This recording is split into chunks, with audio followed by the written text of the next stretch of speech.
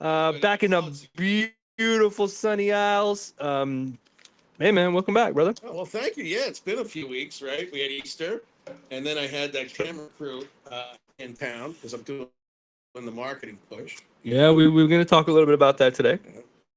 So yeah, let's just jump right into it. Look. $100 million lawsuit just dropped on one of Miami's most hyped luxury towers. Okay, and the developer. Now I'm interested to hear your thoughts on this, right? And the developer is calling it routine. We're gonna get into that. All right. Plus I've got a little bit of so just kind of a recap of what we're going to be covering today. Look, like I said, $100 million lawsuit just dropped on a huge Miami luxury project. And the developer, like I said, is calling it routine. So I want to get your thoughts on that. I'm also going to give you some updates on the Dubai market, as I should. I got a new role as investor relations I want to dig into with the company, with the developer. Chris and I are finally going to have our little Trump war debate. That's spilling over from Facebook. So many inquiring minds are waiting to see that, as we said. And we're promising to have a good debate and disagree. That's what it's all about. The reason we came together and put this podcast together is our diverse bets and hope to show people like, look, you can have healthy debate and talk it out and not have to be at each other's throat, right? So No, I hear you. look forward Not in our control, right? But like the illusion of choice with a vote, right? exactly. So Yeah. so getting right into it. Look, if a project is backed by Mercedes-Benz, designed by award-winning architects, Just how backed is it? wait. Award-winning architects. They're selling for 500K plus. You know, big hype on the Owning Manhattan, Netflix show with Ryan Serhant as they were the exclusive brokerage. So if you're telling me you got a project that's backed by Mercedes-Benz, designed by award-winning architects, selling for 500K in a Miami Brickell market, if that can face foreclosure, Chris, what does that tell you about Miami right now? I just think that this was a marketing issue. Like I was telling you when we literally the headline dropped. I said, I found it kind of odd that I've been established here in Miami. I'm 15 years, right? So I'm on everybody's mailing list. I get millions of emails. Every would-be developer, even the guys that are developing like the infill parcel, Okay. in a middle class neighborhood, I will get that email. That's how many emails I get, right? I'm on Okay. everybody's list, and I'm okay as long as you're in real estate and you're marketing stuff. I want to hear from you. Sure. I don't mind. I don't consider it spam. This is my business, right? Okay. I didn't get anything from them at all. So I was like, wait, and this has been around for now a while. Like they announced this project a year ago, something like that. It's been a while, Correct. I just odd. I find it really odd that I haven't really been seeing all that much marketing at all. Like it's not, and I should have received like every developer on earth. Okay, at least here in Miami, I will get a WhatsApp from at least one of the authorized, reps, whether they're an exclusive or sharing it with another brokerage. I will get text message. They will invite me for some free champagne and strawberries and white label developer materials that I can put my logo all over because they want me spending my marketing budget on their stuff. I did not receive any of this. No champagne. Bad. So that's what's interesting. Looking at the comments on some of these posts from the Real Deal about this news, it seemed like a lot of brokers were in the comments saying that they never had a chance to market the property. Like they didn't have real broker opens. It seems like Serhant, and look, I'm not trying to blame the Serhant group. It seems like Serhant kept that in house. Well, if they were exclusive, I would blame the captain. Now, listen, we all got to go down with our ship, okay? So listen, again, assuming there's assumptions here. I don't know what contract the man had or whatever, but if he was the exclusive broker on this and basically did shitty marketing or no marketing at all because he wanted to keep it in house, that's on him. He did not execute. But Trump would say you're fired. Yeah, but look, can sales velocity cure issues that the developer has from a capital stack? So let's talk about it. Like, look, 80.4 million is foreclosure that's filed by Cottonwood Group against the developer, which is JDS Development, which is an interesting character behind it. It's a gentleman by the name of Michael Stern. Okay, so what they say is the original 85 million loan from 2015, it matured in January of 2025. All right, it was extended multiple times prior from a prior lender. Okay, Cottonwood acquired the loan in March of 2024. I mean, I'm sorry, March 24th. Then they filed a lawsuit days later. There's also 6 construction lien suits that are also filed against the project. JDS says they're finalizing a $750 million construction package.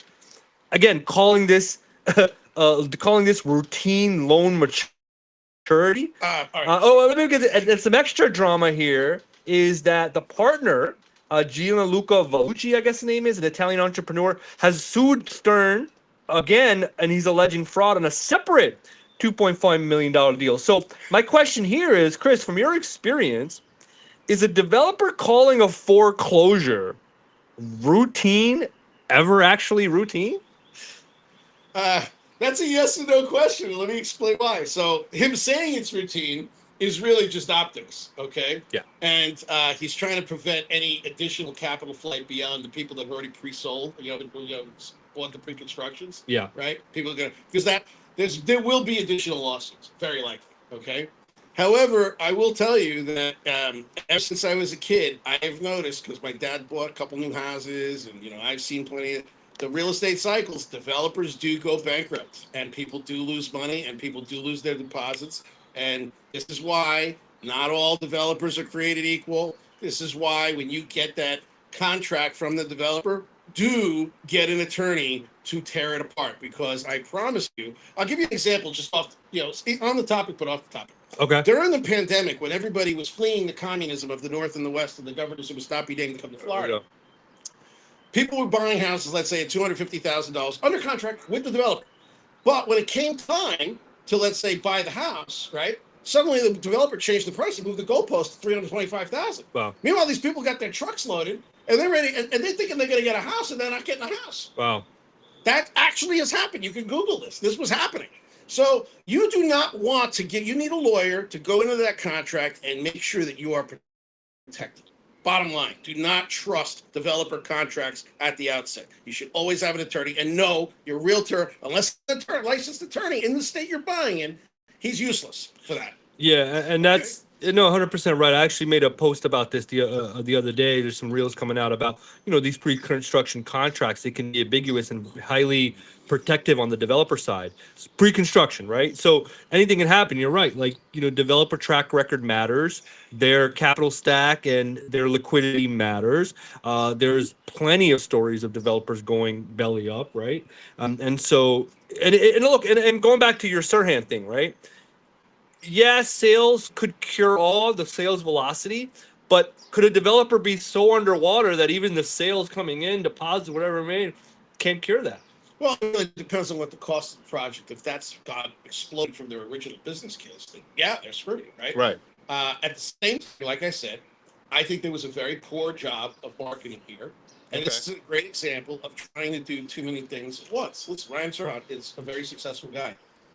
Honestly, I can't take anything away from him because in that regard, because he's really managed to do some wonderful things. Yeah. And he's managed to tie himself to some very big sales, as well as to some of an exclusive clientele.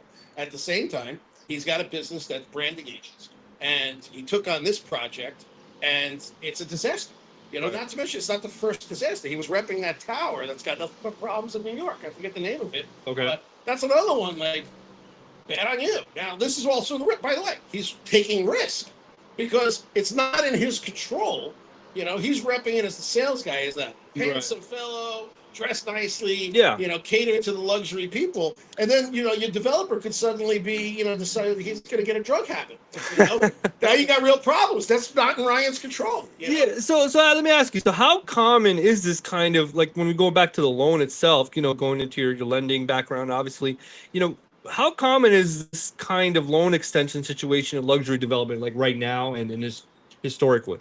All right, so COVID created a lot of problems, but you said this goes back to 2015. There's some problems that we don't know about. We don't know the full history. We could table that port and revisit it later. Yeah. Do some more investigation for our audience. Sure. Because I'm sure that inquiring minds want to know. We do not have the whole story. Yeah. As far as marketing is concerned, for somebody who did not receive nearly enough marketing, that's on Ryan. You did a terrible job that way, buddy. As far as the whole foreclosure, this is nothing in his control. He is not responsible for any of that.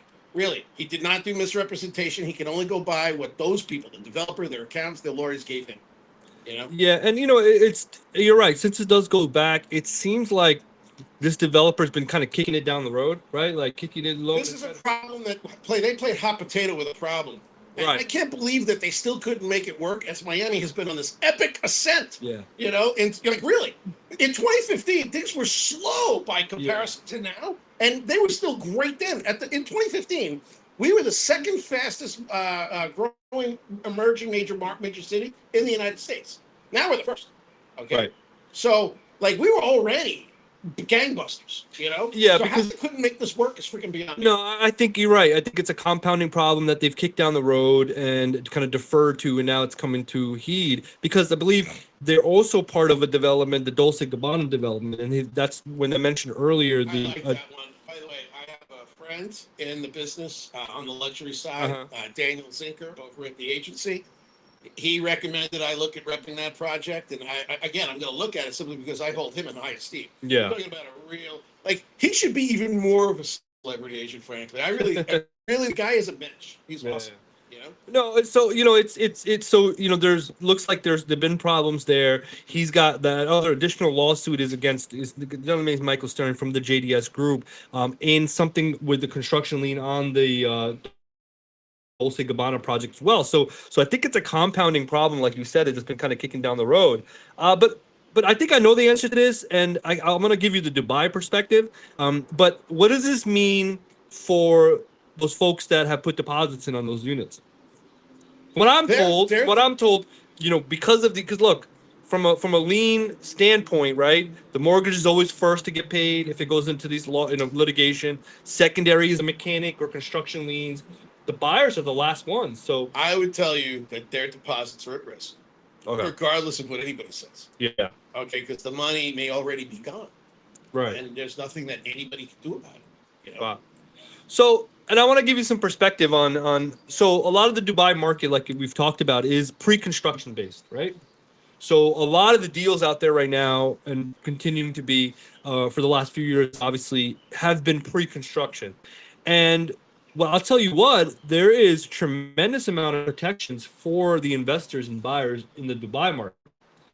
Let me tell you how It's that a works. different country, different everything. Well, yeah, of different course, rules, right? but I'm just giving you an example, right? Right. No, no, please So, do. and You they've know done more this. about it than I They've do. done this, of course, to protect investor money, understanding that these developers are, that they have to deliver on timelines, etc. So, and again, this is the baseline government rules, and then there is baseline government rules, right? And so, for example, could even launch a project. And again, also these are laws that they've learned from years before, where developers have bellied out and investors have been out of money. So what they do now is one, if you're a developer into the Dubai market and you want to propose a project, 40% of the value of that project goes into the land department's escrow. Something you can draw off of. So you have immense skin in the game. Secondly, if a project does not deliver on time, right? I think there is a year grace period, but once that year is up, the developer now owes the buyer interest payments that accrue. I thought it was against the Off their Islamic money. law to have it. Not when it's going back to it's not. Okay, no, good. So- All right, so you learn something new every day. Yeah. So there is immense not only are you entitled to a refund, right? But additional penalty. But additional penalties. All right. And and also the year that they're late, they're accruing penalties. Now, that goes back to if the developers belly up, how are you going to really retrieve that anyway? It still goes down to litigation. So and there's things like that. real legitimate accountability there. There is, and there is a lot. By the way, there's force behind it over there. Like, Exactly, yeah. You don't have the same rights. You do Over here. there, you're not just getting sued. And no, you're right. No, that's a good point. You're not just getting sued and bankruptcy and no, you wipe your hands clean. No. You could go to jail as a developer for doing this thing. So things could be worse. Yeah. There could be physical harm. yeah, I don't know about all that, but yeah, who knows? Oh, But anyway, get so their hands cut off. That's Saudi Arabia, and yeah, but Well, I'm not exactly wrong. I'm just wrong on location. Okay. no, yeah, I mean, two different countries though. We can get into that too. So, but Yeah, no, we have to one day. Me too. I want to know the difference. No. You know all about that area of the world. I know nothing. what I'll tell you though is so switching gears, but no, there's a lot of protections in there, and that's what I was curious about these folks here in Miami. I don't have too much experience in these type of pre-construction deal in Miami, but doesn't it come down to how the contract was written? Yeah, always. Right. Always. But even then, it's still at the end of the day, a piece of paper is only as good as those that back it. Right. You sue me and get a judgment, right? Yeah. I could still avoid paying it. Now the judge gave you the judgment, right? Yeah. And you could even sell that judgment, and some creditor's going to come after me, but you're going to sell it for pennies on the dollar because they're taking on risk. Right. But the thing is that after 20 years, 10 years to 20 years, that judgment falls off. Right? Right. I'm just saying, like, I have a friend right now. She's a financial advisor. She had gotten into a couple of business dealings with somebody, and that somebody has a judgment. He's playing a shell game with his bank accounts, and the lawyers check him 3, 4, 5 times a year to see if there's money to be seized, to be garnished anyway. Oh, they're trying to garnish. And the guy is literally playing the shell game. So you get the judgment. Yeah, all right. So you spent more money on getting the judgment with an attorney, and you're still not collecting. That's what happens in this country. Right. Yeah. Look, so from my perspective, I mean, how you structure these deals, how your capital stack looks, what your track record is as a developer means everything. And again, is this just a developer specific problem, or do you see this as a broader Miami signal? Look, there's a compression. I don't see it as a broader Miami signal because I'll give you an example. All right, just up the street from here, right? The Bentley and the St. Regis, right? Okay. St. Regis, that one of the South Tower is already 100% sold. Yeah. And as of 4 months ago, 40% sold on the North Tower. Yeah. Okay. So, like, not all developers, not all projects are created equal. Okay, they're just not. Like, you can pretty much bank on, for instance, Ritz-Carlton Residences, which is going to go up. Sergio Roque with Related Group is doing I think it's Ritz-Carlton Residences or another St. Regis over in Fort Lauderdale. They're going to knock down the Bahia Mar Hotel, which is a Hilton. Okay. I can tell you that project's going to succeed because both St. Regis and Ritz-Carlton have a cult-like following. There are super rich people that have 5, 6, 7, 8 residences around the world that they own. Okay, and they only own in those places, and they literally just hop. Maybe they'll buy it, and they might not even walk into the apartment for a year or two. Okay, there's that kind of wealth chasing that brand. Like I'm a Hilton guy. I got like almost 2 million points at this point. No, I understand that, and I think, look, I don't think it's a broader signal for the Miami market. I think it's going back to a cautionary tale with these branded residences. That look, the brand will draw the people in the cult-like and the sales will come. But if your developer, the one that is actually going to lead the construction and needs to have liquidity to do so, and their capital stack is upside down, then that thing never gets built. Look at Turnberry, right behind you, Turnberry Ocean Colony. It's been there for years, right? But that brand, even though Turnberry Golf Course, you all know, they had problems with the Turnberry Ocean Club up the street. That beautiful glass tower, right, that stands literally 90 feet away from Porsche Design Tower. They had real issues selling there. In fact, the manager, head of sales over there, I think, left after a year. They hadn't made any money. Yeah. So it is brand specific. Even though Turnberry makes a great product, I've been in there. I had a friend living in there for like almost 2 years. Yeah. I got to tell you, Turnberry Ocean Colony, they pay like $5,000, $6,000, $7,000 a month in HOA. But they got a couple of restaurants. The service is first class. Staff is amazing. But yeah, no, you got to make like literally $10,000 a month just to live there, and that includes maybe a tax bill. Yeah, no. So look. Could it be potentially? There's such a consolidation of development that's happening in Brickell specifically, right? Because it's a Brickell project. This was on the outskirts of it. There's a lot of units being delivered over the next I know. Oh yeah, we got For tons of years. stuff. There's no doubt So, about it. but and again, if you don't get the sales volume, if your loans are maturing, could this be a sign for other developers to issues and capital stacks? Potentially, but I think the demand in Miami has not dropped. With some of the things that happened in Dubai, those type of buyers are moving some money here. We talked about it in past episodes about the movement and the migration of tech billionaires coming in here to Miami. So I do think so. I don't think it's a broader signal, but I think it should be a red flag and a little bit of a sign, a little bit of a warning sign to these developers that may be over leveraged, right? And so I can it, tell you that it can't happen. But it's like just because you have Mercedes Benz as a brand that's going to bring the people in to buy, or Ritz Carlton or whatever, the developer that's doing it needs to have a solid capital stack to make it happen. well, they do, and I just think they also need a lot of experience. For instance, Yeah. there's a hopefully future customer of mine, okay, and he does the concrete for one of the major construction companies here in the state of Florida, okay, and you've seen Moss before, the signs, right? Yeah. Moss, they do all the big construction sites, and he literally exclusively just provides concrete around the state for them. Uh, they have a shop basically, right? So there's an ecosystem of businesses that cooperate with Moss, right? And those buildings go up, and you never hear about the concrete problems. You never hear about. I mean, obviously, 40 years later is another story, but I'm just saying, uh, you don't have a lot of that tower's going up, and it's well stacked. You take a look at who's building it, and typically you're going to find that your no-name builders, okay, the guys that are trying, uh, uh, uh, those are the projects that are going to fail, because the big league guys, okay, like a Moss, for example, they're going to look at the project, they're going to look at the developer, they're going to look at the capital stack, and they're going to say, you know what, this isn't going to work, you know. So there's more to it than just the developer. Look who was working for the developer. Did the right parties actually win the bid? You know, did they, or did the developer go with literally the cheapest guy? And now you're gonna have cost. By the way, that risks cost overruns and all sorts of other stuff, right? So, Right.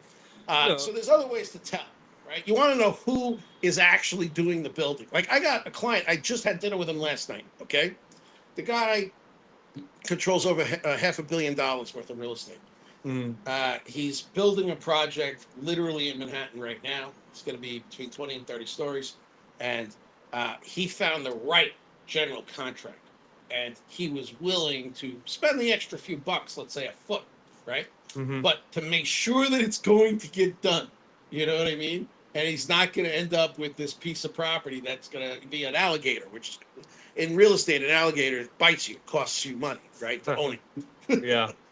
That makes sense. Look, I think yes. Good to finalize the point. Like, look, and the developers matter, the team behind it, the track record, the experience. That all matters, right? Just slapping a brand on a development doesn't guarantee one that it'll complete, but two that it is going to be successful. You may get some sales out of it, but if that developer can't deliver, or they are upside down and they don't beat the right contractors, like you said, or have the liquidity to complete the project, like you can put any name on it just won't happen, right? So moving on, like listen, speaking of deals and they're actually moving forward, let me tell you kind of a little bit of news and something that I've been working on. I'm coming on board as a new role with a company. Congratulations, by the way. Yeah, no, I'm super excited about it. We'll be doing a podcast with them as well. It's a developer called Zcode Development out of Houston, and I am super excited to be working with them and their director of investor relations. We have plans to develop hospitals, many multi-family units, as well as shopping centers. I can't talk too much about the deals themselves, but I will kind of a little bit of a teaser is. And it's exciting because we're using a very new form or a different construction approach. Look, in a world where affordability is an issue, where construction is more expensive and taking longer, and labor is limited, what we're working on with this group is we're developing modular, prefabricated, light grade steel construction. So the thought process is we'll be able to build these real estate assets faster, right? be able to build them with less labor, and also because of the light grade steel, lower insurance costs from 30 to 50%. Okay, so essentially, doing that will make them more affordable and also return capital faster, hopefully. How many stories can you build with that type of structure? So these are medium. These are medium rise. So these aren't Well, mid-rise, right? Mid-rise, Mid-rise, right. That's what, 20 stories? So we're right? doing 3 stories. No, No, stories. three. That's Yeah. not mid-rise. That's No, low-rise. so yeah, I'm saying low rise. It's 3 stories, and Right. and the plan, what we're doing right now is finalizing the designs, finalizing the engineering, and ideally we'll bring the manufacturing in house as well. And so from a vertically integrated perspective, once we get these kits, is what we're calling them, completed, any type of real estate asset will be able to deploy. Well, I recommend this all the time. Like, for instance, in my world, right, and before we met, I was advocating for precast concrete structures. Yeah. Okay, there's a company right here. Okay, it's called Aerial, AERIAL, right? Mhm. Precast concrete. They're over on Barron Road, which is on the, if you have 595 and 95, they're on the southwest corner. Okay, it's an all big industrial park. They make all the parts and pieces there. And basically, literally these guys are making the concrete walls. Everything snaps together. They Mhm. do not do the foundation, so you have to have the slab poured first. Yep. okay? That you have to say. Then it already comes with all the tubing in it for plumbing. Comes with all the electric already done. All snaps together in 3 days or less. Yep. Okay. They can build up to 3 stories. These guys build for Publix. Okay. Just so you know, they are commercial grade. Yeah. And with a big client who loves them. Okay. Absolutely. So wait. What it's better is that when I first got introduced to the president of that company, all right, he's a fellow from Canada, okay, the owner. I sat down with him. I was looking to build inside infill parcels, right? Mhm, And at the time, back in 2017, 2018, infill parcels were selling for cheap. So he was telling me that I would just, I went to an architect and all that stuff. But the real point is that they showed me a demo where they built this place, built a 3-story home in the Keys. And literally that year, Hurricane Michael tore through. Okay. Wow. I think it was Michael, yeah. And every house around it was destroyed except that one. Why?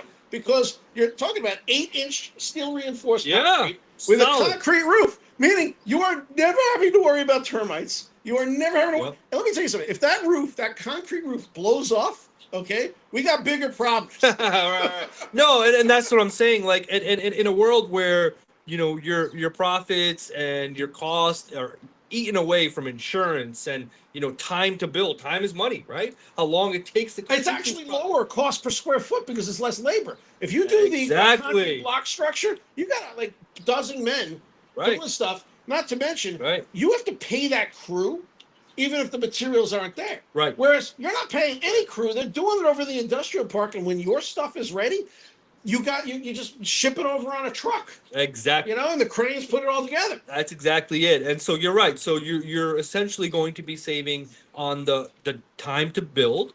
You're going to be saving on the labor cost for sure. And then also, again, look, we're in Florida, Texas. Houston was flooded, right? From being in a bowl. Insurance costs are astronomical. And so if you can cut your insurance costs because it's frame retardant, it's the light grade steel, it's not stick built, it is immense. And so I'm excited to be part of that. Now, I'm coming on as their investor relations director.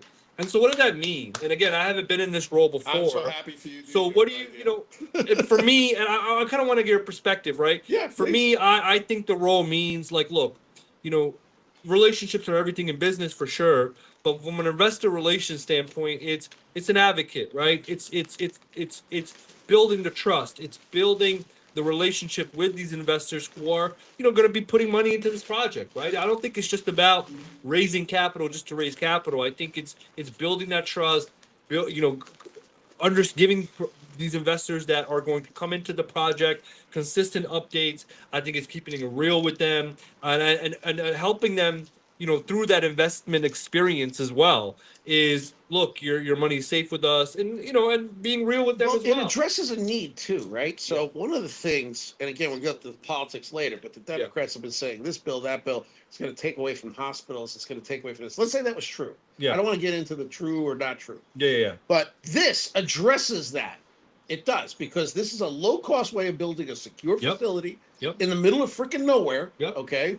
And now doctors, nurses, etc., have a place to practice that is secure. Yeah, no, 100%. And look, we are solving we are solving a lot of big problems. Like the units that we're building in San Antonio are condos. They're meant to be affordable. You can build to own, you rent to own them. And so it's giving folks a path to ownership, which is a problem in this country, right? And then also, from, like you said, from the hospital aspect, building these faster, building these secure, building these in that regard, creates a great opportunity for it. But also shopping center and retail. We have a shopping center and retail product that is going to be deployed. That's the first one we're going to deploy. Again, going back to cap rates and how you sell these things and how they're valued, every dollar matters. And so the thought process behind it is being able to create these medical assets, have a repeatable design, repeatable process in our factory that we can deploy these across these different real estate assets. That's really Let me interrupt you just a second. So I am not getting paid for any of the companies I just cited, and including the one that I get no money for any of this. He, however, obviously is announcing a new position. He is getting paid, but I have corroborated his findings with this company, because you know what? There are new construction ways and means out there now. Okay, they are not as widespread as they possibly should be. And I can tell you straight up, like, what he's talking about and what I'm talking about. I for sure what I'm talking about with aerial precast concrete. You are much better off having a house built there, but built by them, or at least the framework. You have to do your own general contractors on the inside for the cabinets and toilets. And all that stuff. right. But the fact is the framework much more hurricane safe. Yeah, for sure. Okay, beyond anything, it literally is bulletproof. Yeah, and it's the future, and it just in our market and in our environment, we have to think. We have to think outside the box, and we have to be smart. And I think this is where building is going. Light grade steel construction, LGS construction. Look it up. And what drew me to the role really was my personality. I've always wanted to be in investor relations. I wanted to help raise capital, and so I'm very grateful to be in the position. They told me when I was there, like, look, you're walking right into it. We did 8 years plus. The CEO has 40 years of experience in developing, but these projects that we're going to be introducing, look, it's been 8 to 10 years of planning to get to where we are now. The experience and knowledge, though. You have that. You're Yeah. very likable. Yeah, no, This is one of the reasons why remember you had that job at the casino, right? Yeah, of Where course. You were the guy. Yeah, right. He was, Yeah. he was handling the whales. Yeah.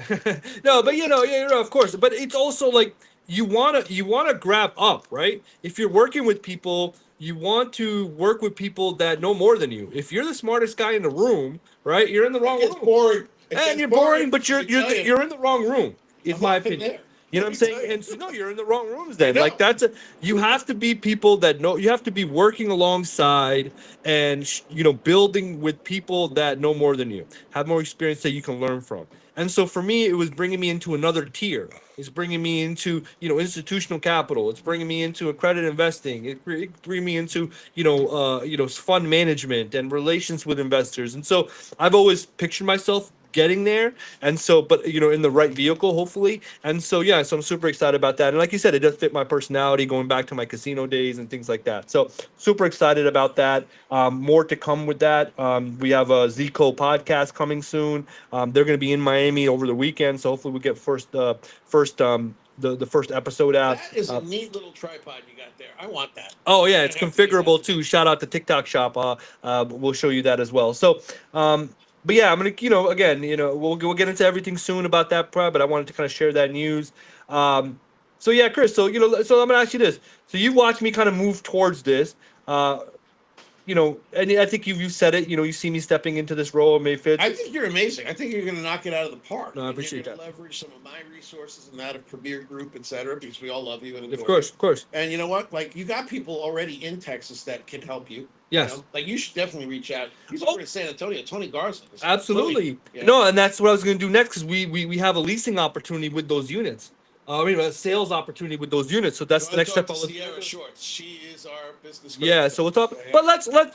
But let's definitely talk about Premier Group. Some big announcement with Premier Group and Real Brokerage Yeah. and their new merger. So congratulations to the team. We are now merging. The Premier Group is now merging with Community. We got a new president, Jordan Terrell. But Chris, go ahead and talk a little bit about this amazing and some of the numbers. so we Listen, got- the numbers behind these two groups. They're unbelievable. All right. So listen, I'm not 100% accurate, but I'm close.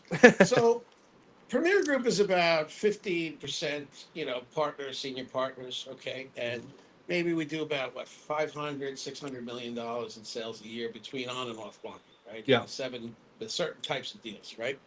But that's 300 people, a lot of which are associates that are just getting started. They're still probably in their first 6 deals ever, right? Yep. And whereas Jordan Terrell's team, okay, you're talking about 20 something people that do $1 billion a year. We talk about a machine, a well-oiled sales machine, Wow. Yeah. I can't wait to meet the man.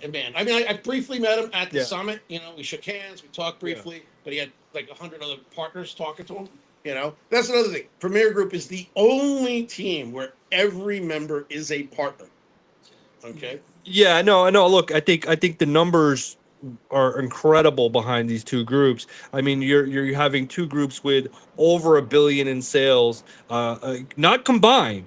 They both have billions plus in sales, right? To see what Community has done with 20 agents is wild. Premier, of course. Only in Colorado. And in one it's market. not like they're national like we are. Right. Like, we're in 30 states. Yeah.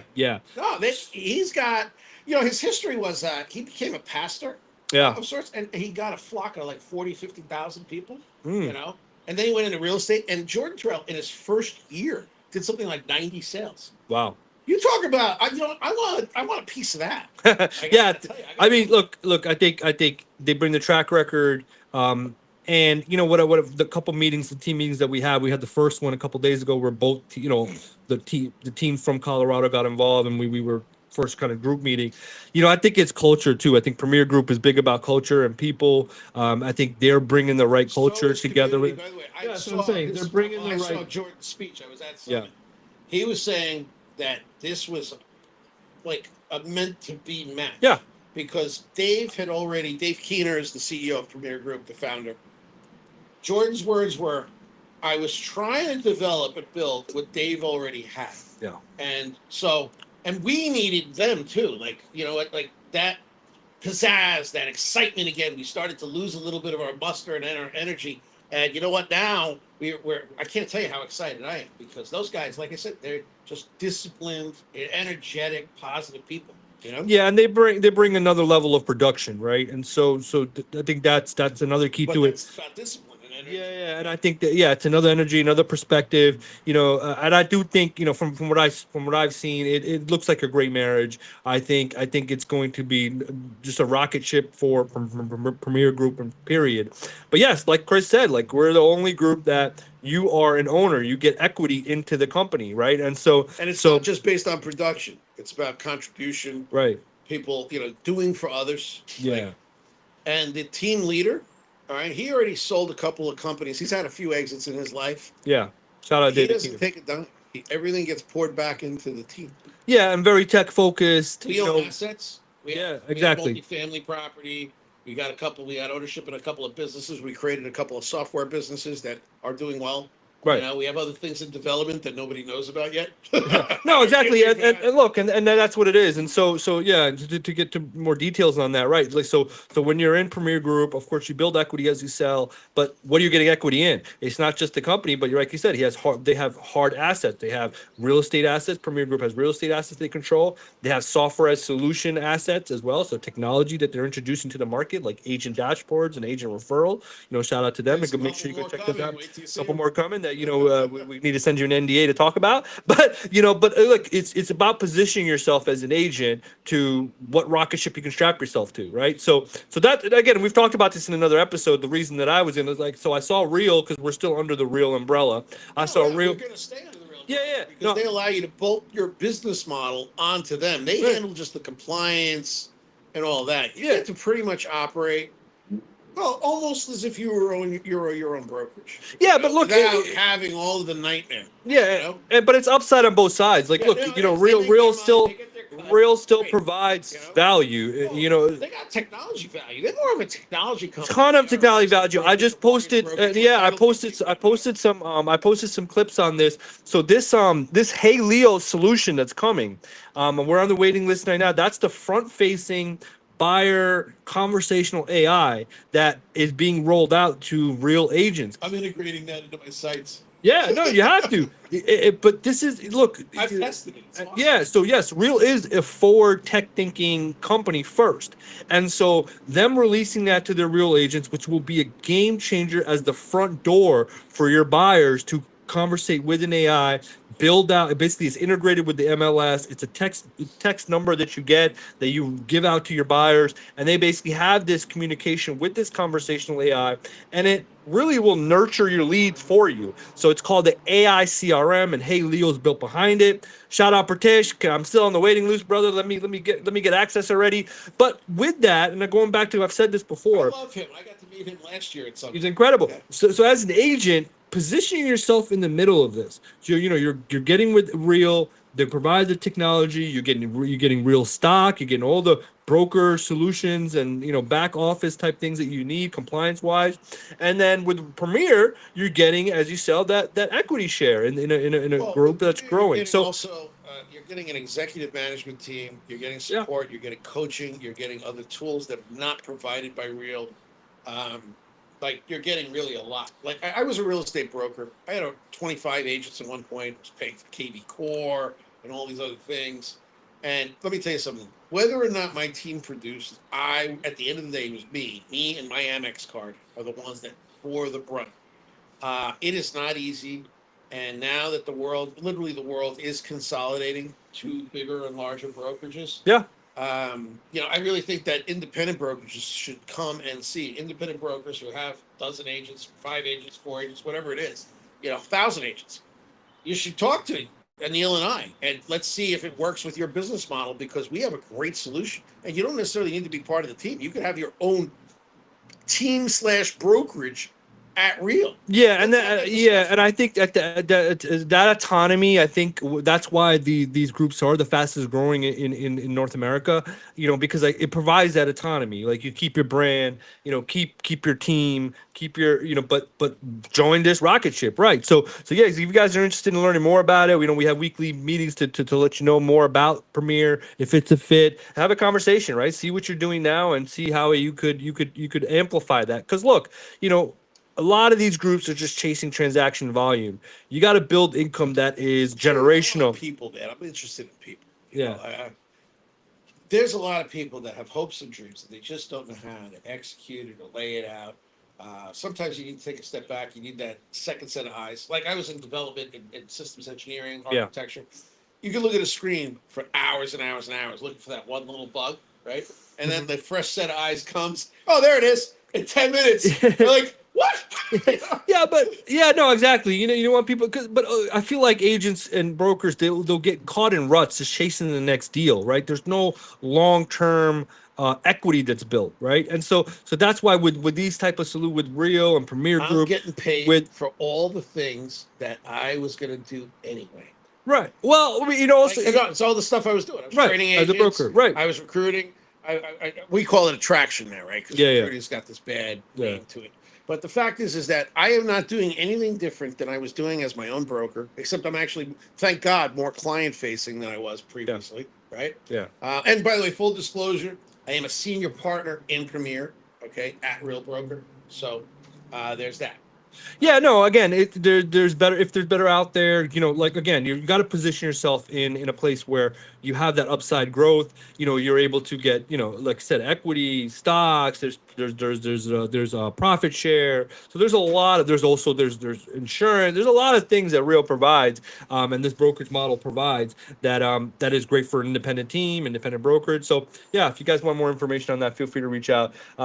Look, there's a lot going on in the world. There's a lot of solutions out there. But yeah, if there's something that you want to see a change in, I think this model is a great model. And look, where we're going is it's very siloed is where we're going. So if you look at like a Compass, or if you look at like a Zillow, and I think the other group that they merged with, there's this like push to do these like private. I'm interested to hear your thoughts on this.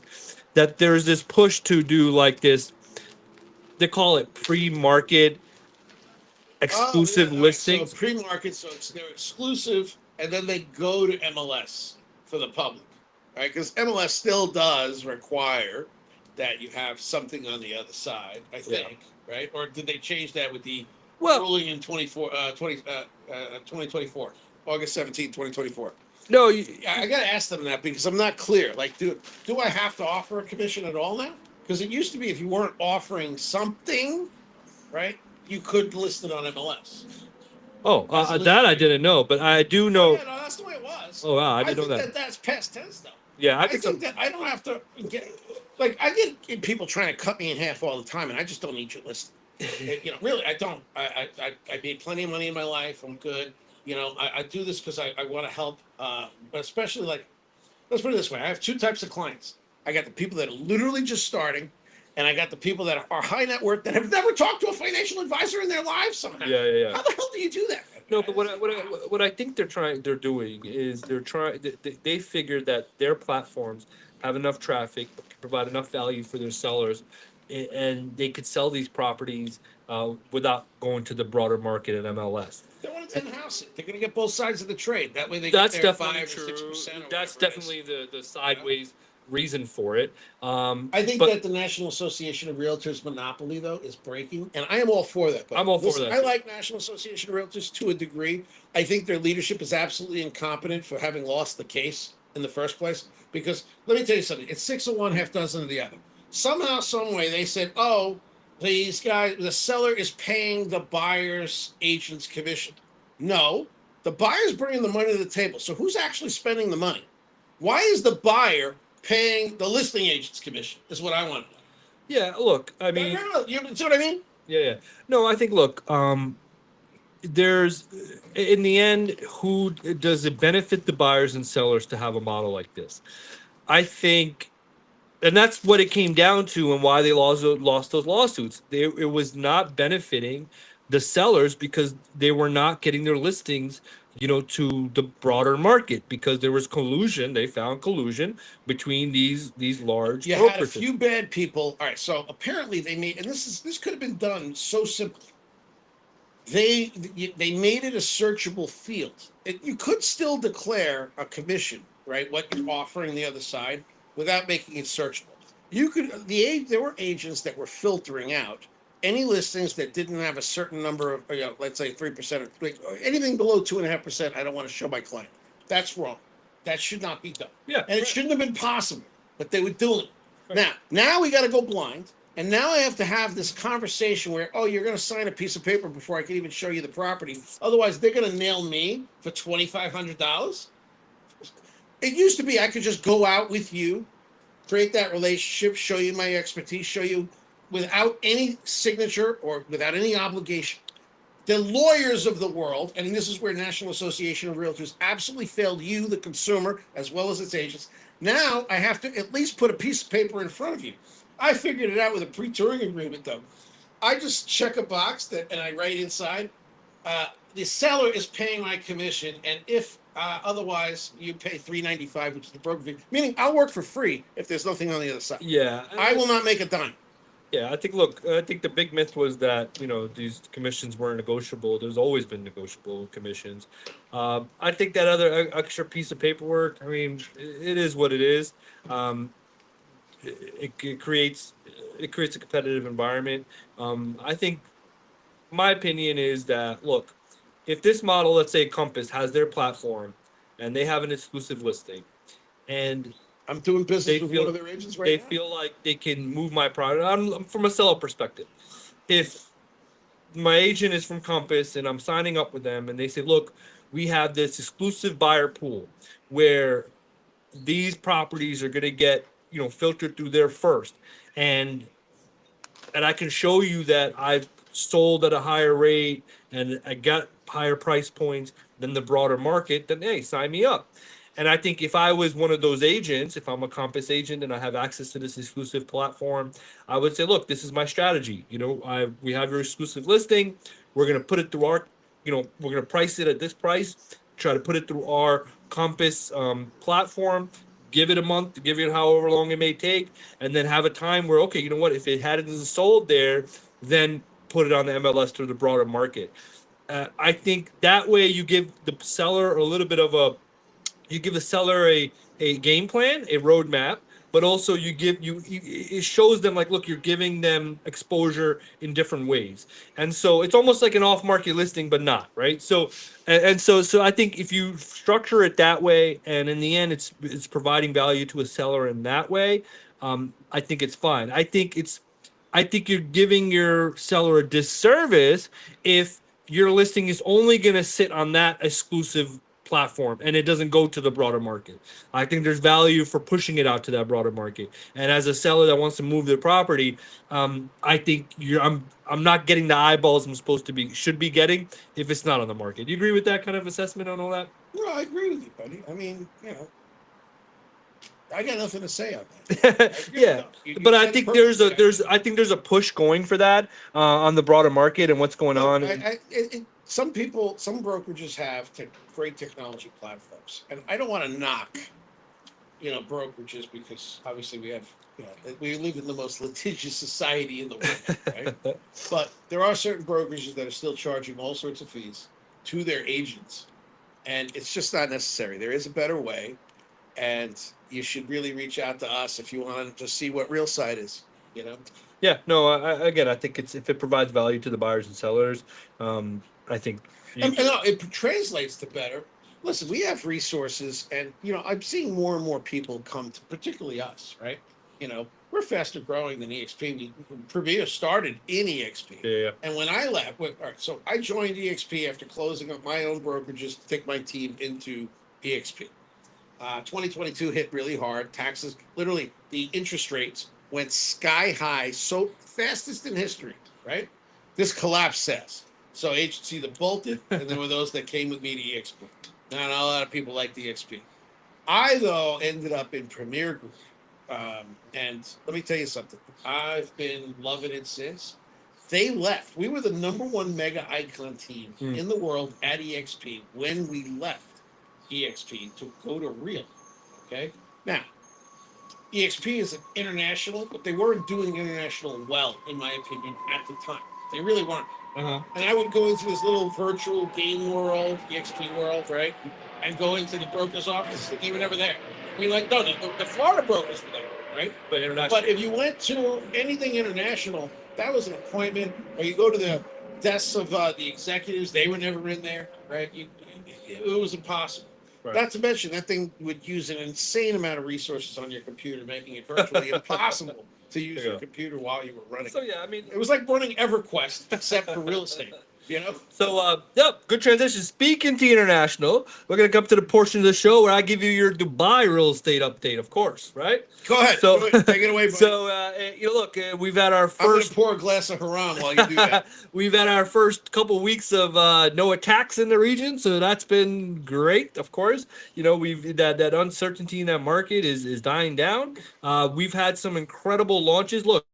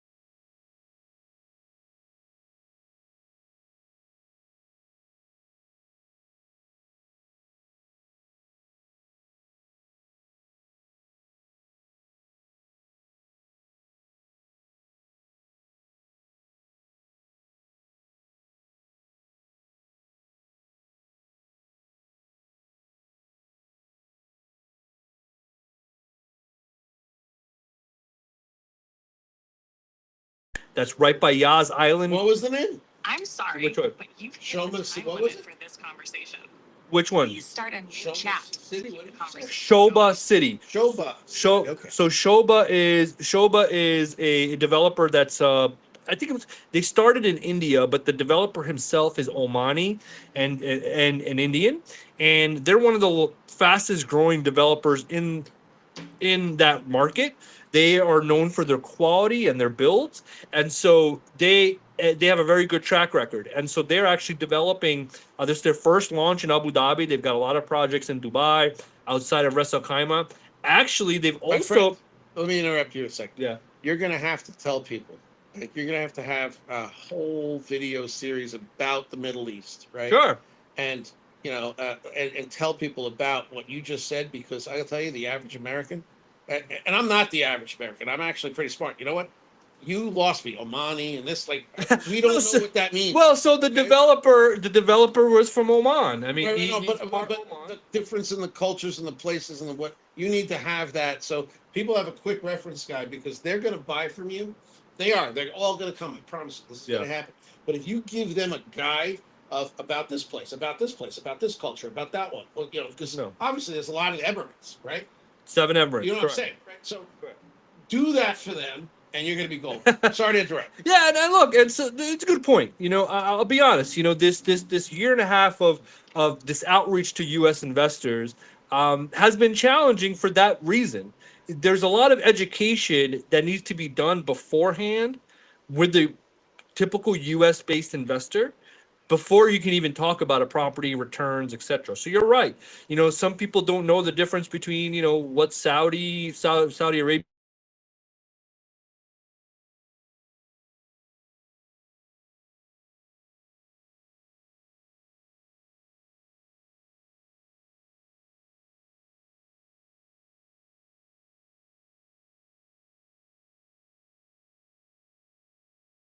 biggest emirate. And so, yes, you're right. I mean, I think there's a lot of education that needs to be done on just the region, the laws, the rules, regulations, those type of things, before you can Do even not talk bring about drugs to any of those countries. You have these British idiots. Like, you can look it up. Some chick that was like in law school in Britain Yeah. decided that she was going to have some coke in, I forget where, but she's going to do life in prison. Yeah. Okay, like that's just the way it is. Beautiful lady. What a waste. Oh, speaking of By the time Patash, she gets out of jail, she's like, she won't be able to have kids anymore. Yeah.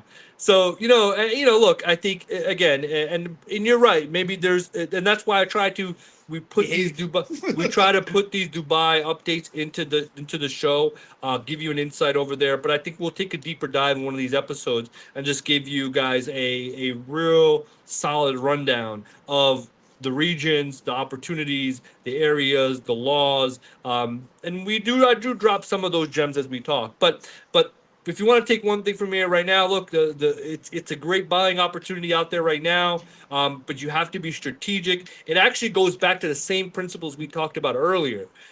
Going with developers that have a track record, that are liquid, that are building and have built before.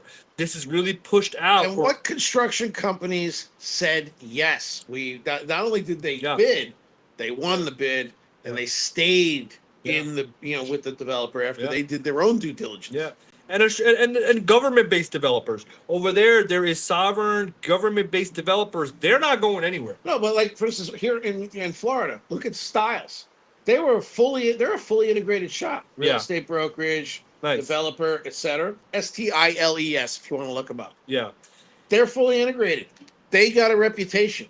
Yeah, and again, nothing is 100%, right? Yeah. So I want to put that out there, but I would take Styles over most. Yeah, and again, they're not paying me either. And look, in a market that's pre-construction, which Dubai and the UAE market is mostly pre-construction, right? It's similar to Miami. You have to make the bet on the developer now more than ever. And so these developers that have the track record and have delivered before, those are the ones you want to continue to put your bet on. These medium tier, smaller developers, I hate to say it, because my company that I work with in Dubai, we do work with a lot of them. You have to be a little bit more stringent on what they're doing. You have to be a little bit more cautious in investing with them, because now there's a lot more deals. The developers with pre-construction that, like we talked about, are on the hook, right? I told you what they need. So they have to build. right? So they're offering a lot more attractive payment plans, and so entry points are a lot more attractive. But again, it's still going back to the developer, their track record, etc. So I'll leave you with a couple things.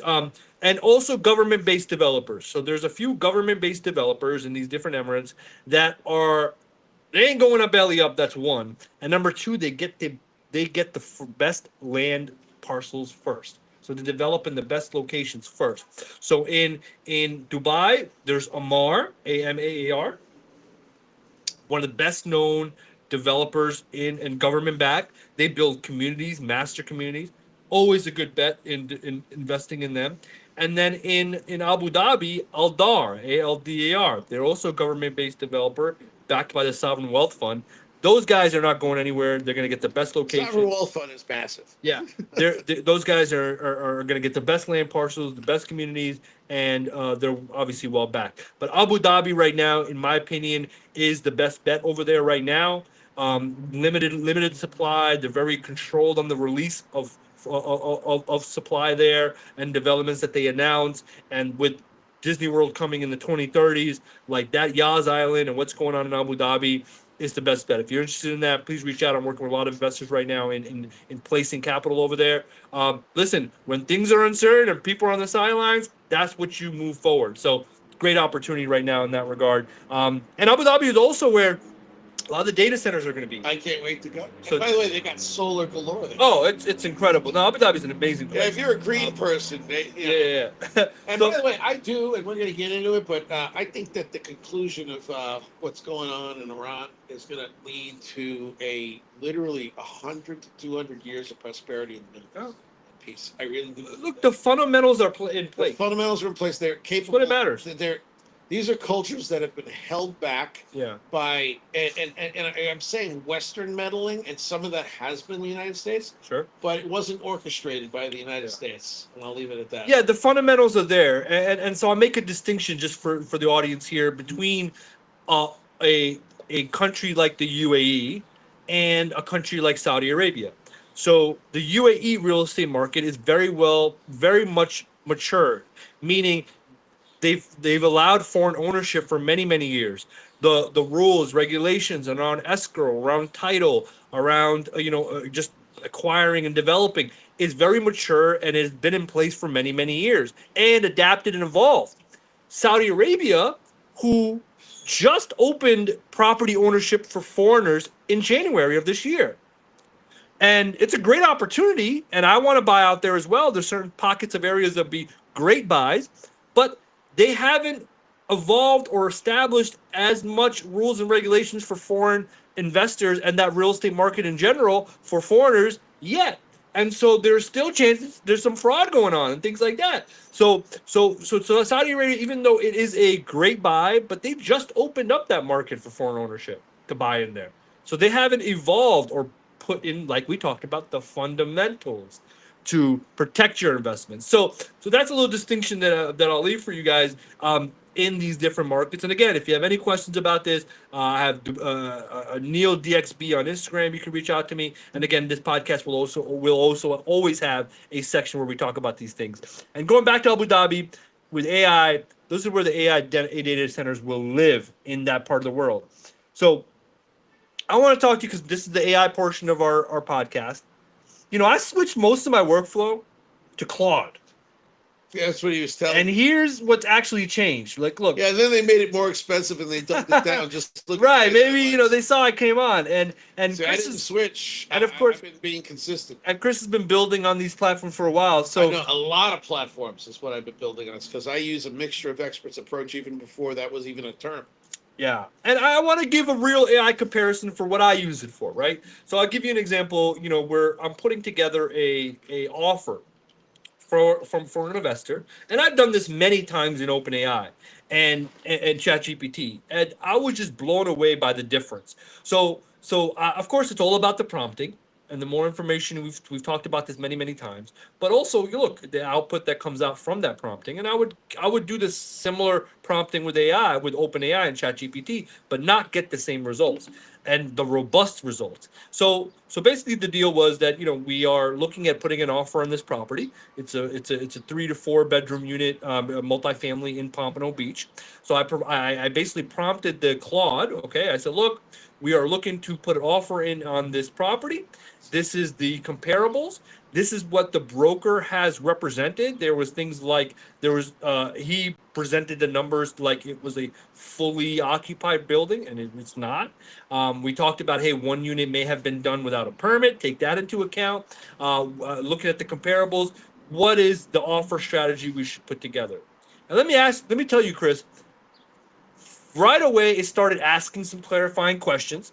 I love that about Claude. ChatGPT just basically just throws up the answer to you. Claude comes back with some clarifying questions, which I love, and then it went deep. It provided some visuals of like, okay, we should start here. This is your See, middle I ground already have, offer. I have This chat- is I have where GPT 514. this is where your offer should All right, be. so Claude And then it has made been the reasoning. Let me designed- finish. Yeah. This is where the reasoning should be. And so the difference there was that it gave me more of an educated answer. It gave a lot more reasoning that I saw, and then it gave us different tiers of what to do. So going back to so what I want to ask you is, what's the difference that you have seen with your use between ChatGPT and Claude? And I understand that you're using more of the APIs, right? Listen, So I've used all of them. I mean, and again, it's not like I went with one for a day and then no, I use them all at the same time. Claude suddenly got A, more expensive, B, decided to, like, there's been a few things that they've done, Anthropic, okay, which I find highly irritating. They also just changed their enterprise plan to, instead of paying a flat fee, now it's a pay per use. There's a lot going on in terms of that particular Yeah. thing, you know. Um, can I help you? What's your apartment number? Sorry? What's your apartment number? 1103. Thank you. All right. I'm sorry about that. Security's doing their job. Thank God. All right. So, where was I? All right. So, paid I plan. use all of them, and what I did is I created a intermediary using Pop! OS, which is a version of Ubuntu Linux. Okay. And my background, by the way, everybody, is information technology. I used to my last job, okay, where I spent 10 years at IBM. I was an information technology architect, SEMA. I used to design and cost global banking systems. I would risk assess, cost case, all of those things, and then hand all of those materials to executives, and they would make their deal. And sometimes that deal would be north of 50, 80, $100 billion. Wow. So I understand computers in a way. I learned how to program.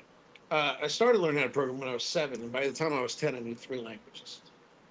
Wow. I loved it. I took to it. My mother and father supported me in that, and they bought me a little bit of hardware. At the time, it was very expensive. It's not like I came from a lot of money. My dad made a lot of money after I had long since learned programming. But anyways, I use a mixture of experts approach to everything.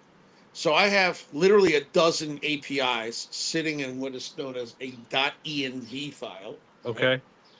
For a sudoer account on a Linux box. So I'm giving you guys a lot of gold here, whether you know what I'm talking about or not. Sounds like Chinese to me. Again, it may be Chinese, but this is how you really do it.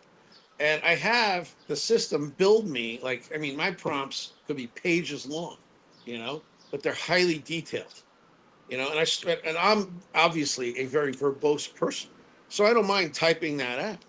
And then I'll have it rewrite what I just said in the most optimal fashion that can be parallelized. And that means running tests in parallel where optimal. So understand that you don't have to sit there and wait forever for every single thing to run. Some things can actually safely run in parallel, Yeah. So give us a I have a use degree in case. computer science as well. Yeah. So, So give us a use case you've used it in for real estate. I know you're building out some things in the back end. I know there's some database scrubbing that you've been doing, and give us a use case that that you've developed and you used it for, okay, so I and then don't also like. a distinction between Claude and ChatGPT. If you've seen any differences between them. Well, like I said, Claude is good with the smaller coding things, right? For instance, if you look at Factory.ai, what they've done is they've taken Claude and created these droids, right? Borrowing from the Star Wars world, that are really good at putting individual pieces of code together. Okay. I have found that Codex and now GPT 5.4 they're the best executive architect, application architect you can have. I really have found it. Now, I also use Gemini and Grok as reviewer challenger. Okay. I use Minimax as an arbiter. For the smaller stuff, not whole repos, because when I use Gemini as a reviewer, I use the one that's 2.5 with the 2 million token context window, Mm-hmm. right? I use Grok with the 1 million. That's expensive, by the way, but I have it do it. The individual waves in between the extremes, the milestones, I will have. I use Novita AI right now, Novita.ai. They've got all the open source models. Now, mind you, it still costs money, but not nearly as much. They've got a 400 plus billion parameter Quen model, plus a Minimax model, and a few other models, DeepSeek as an example. Yeah. And I have a panel of experts review the individual pieces of code, which frankly, I think do a better job than Claude does. And it costs me half as much. Yeah. Okay. So that's one of the reasons why I'm not. And even though I do subscribe to Factory AI, and I do currently, I'm not sure for how long, have the Claude app, and I'm paying $20, $30 a month or whatever. Yep. You know? Yeah, I've seen that. The usage. It gets filled up pretty fast on Claude. I've noticed that. I just think you're getting a deeper, just from a high level. Again, I'm not deep into the APIs and things that Chris is into. I'm just or utilizing That's them where for. it's at. No, I see that. And look, I want to get deeper. Did I interject real quick? You want to hear a Yeah, sure, go really ahead. nice snippet? All right, so your AI, if you train it properly, okay, and this could be a chat GPT, it could be Claude, it could be any anywhere. of Yeah, it, yeah. doesn't matter as long as you're working with something that's industry grade, okay? You can have it feel out, give it an API key, okay, and have it feel out what you can do with that API. And then ask it, all right, well, my goal is XYZ. How do I use this API? What ends can I achieve using what's available to you right now with this API? It will answer that question. Right. And you're going to be very happy with some of those results. Let me tell you. Okay. So I'm letting you know that more can be. I'll give you a great example. Follow Up Boss is a CRM that my team is moving away from, and we're going to Lofty. Great. Well, Follow Up Boss, you can extract. You just do an export, right? And now you have your contacts, everything. But you lost the history.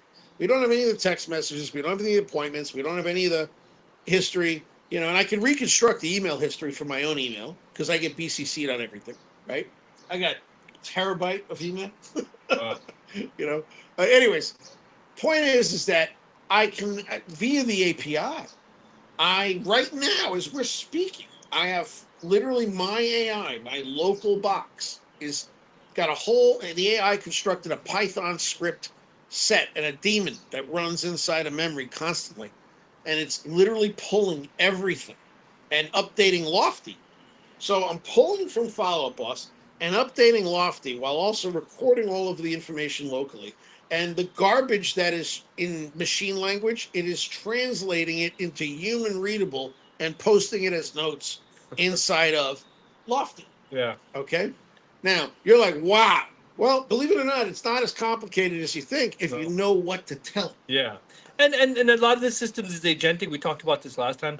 Like for example, like Claude, you can do co-work and it can take over your browser and start working on things. And actually, they disconnected. I love you for saying that. Keep going. They disconnected.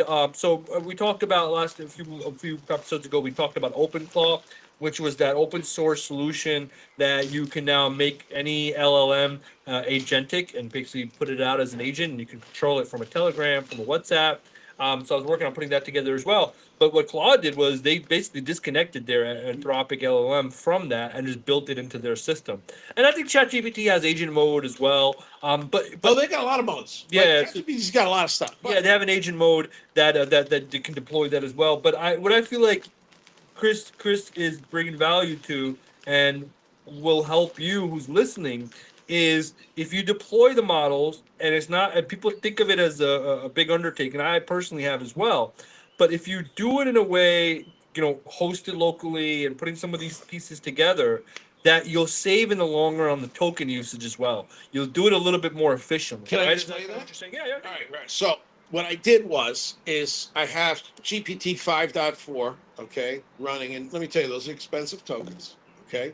Can you tell people what you see here? I'm going to show this to you. So, what are the Amex charges today alone? Just look at it. OpenAI, right? $11, $10, 52. I spent at least $100, Open router. $150 today. Like, yeah. So my Amex is lighting up every 15 minutes while something goes on over there for Yeah. $10, $10, $10, $10 all day long. It's crazy. Right? Now I got a $500 a month limit on that, so that way it doesn't bankrupt me with something stupid, right? But I have it working on a number of applications simultaneously through parallelization. And let me explain you how I do that. I have a Linux box. I installed all the tools, and we can get into that. You could pay me to architect it for you, but the more or less is I created a gateway for via my IDE, Integrated Development Environment, which I have installed on my laptop. I have this box with 128 gigs of RAM, two 6-core Xeon processors, hyper-threading, so it looks like 24 processors to the operating system. Yeah. Okay. Fully loaded with every imaginable development tool known to mankind. All right. Right. And I update everything regularly. Yeah. And 8 terabytes, two across the 4 controllers. This is a bad boy system. Now, I have no GPUs, nothing, no graphical processor units local. I have tiny embeds that run, okay, that are CPU only.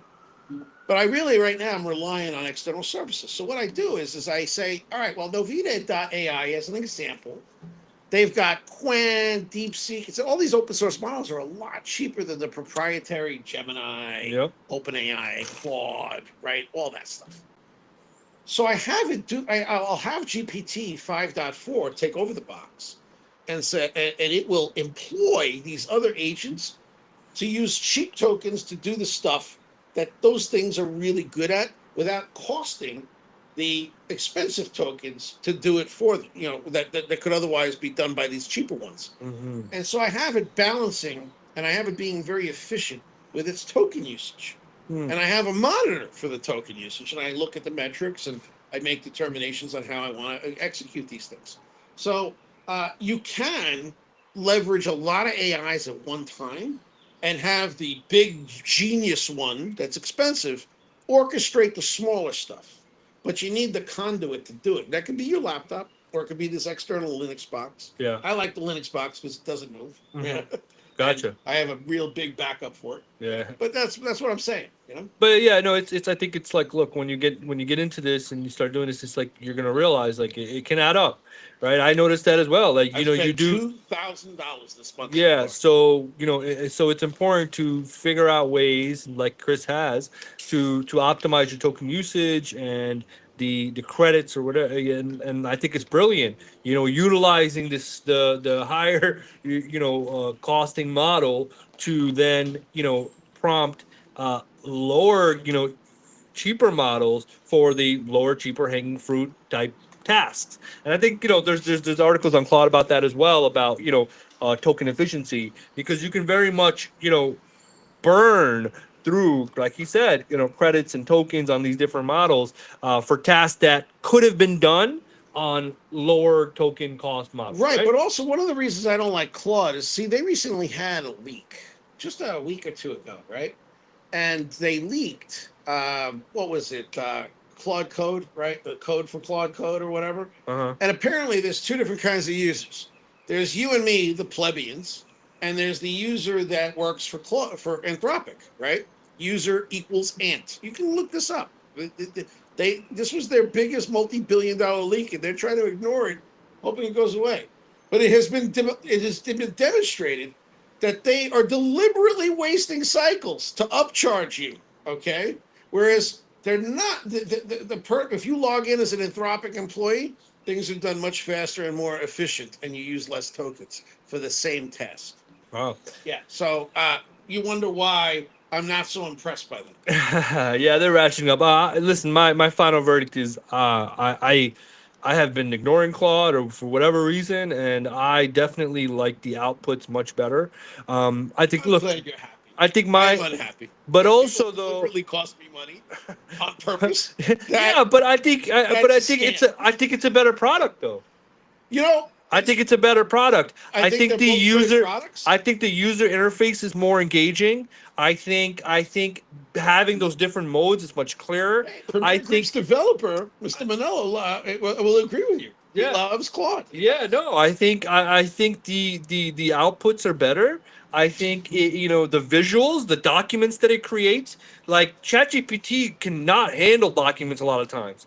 I think ChatGPT lies more. Oh I no, think it is the most unethical of all Yeah. of them. There's no So- doubt about that. I'll give you again. And by the way, the documents for me, it's not a big deal. I want everything in Markdown format, right? No, that's what I'm saying. But no, because you're more technical and you got it dialed in. I'm saying- talking about the everyday user that's jumping on it. All right. So the average user. And let's is gonna take it back want to real what I want. estate. Like I think for the real estate aspect, I'm gonna find. Look, I'm just starting using a lot of my underwriting because I use it a lot for underwriting. Deals. I literally use it a lot for. And again, my history's been with ChatGPT. I wish I started using them kind of concurrently because Yeah, I also this girl Jade. Yeah. because I also believe, bro. Is your relationship over? Yeah, nah, I hope she does not hearing this. But I think you build a robustness as you use it, right? The memory gets built out. Claude's memory, like today, I Dude, used mine it. is awesome. Yeah, today Claude didn't know my name because I forgot. I really haven't given it my name, right? And so I think the robustness is in ChatGPT now, just because I've been using it for longer. Um, I think I'll build that out with Claude, but I just think as a model in general, the outputs that it's giving me, the user interface, the agent kind of co-work and taking over your browser, I think all that just works smoother in Anthropic or Claude compared to ChatGPT. They have a great. And then we talked suite of about, tools. and then we talked about the government aspect of it, where Claude was approached, and this kind of transition to our next topic. Claude was approached, or Anthropic CEO was approached by the Department of War to open up those security guardrails for autonomous weaponry as well as surveillance, and they said no. And what the government basically did was they blacklisted them as a vendor, and Okay. that's when wait, and then that's where OpenAI stepped in and said, hey, we'll do those things for you, and that Same actually old, it's caused not ethical. apparently. a whole movement. It actually helped Claude very much. Anthropic gained a big following and usage uptick because everybody was seeing that and basically were banning ChatGPT or saying basically protesting against ChatGPT, and so there was a significant user droppage. So this was actually a great for Claude and Anthropic. It goes back to an ethical conversation. Yeah, let's have that conversation. And it goes back to the war, right? I mean, look, We'll go over that next, but we should really cover this first. no, you tell me. Look, I think All right, so I think there, the it goes Anthropic back to, OpenAI and Jade, decision by the Department of War. right, Let's right, talk about and it. I think Jade mentioned this, right? Jade mentioned this, like that. Look, how ethical the model is based of how it's been trained, and so now there's reports and there's studies that shows that this ChatGPT model is unethical. It lies more. It tries to coerce more. And it's more based off- sympathetic.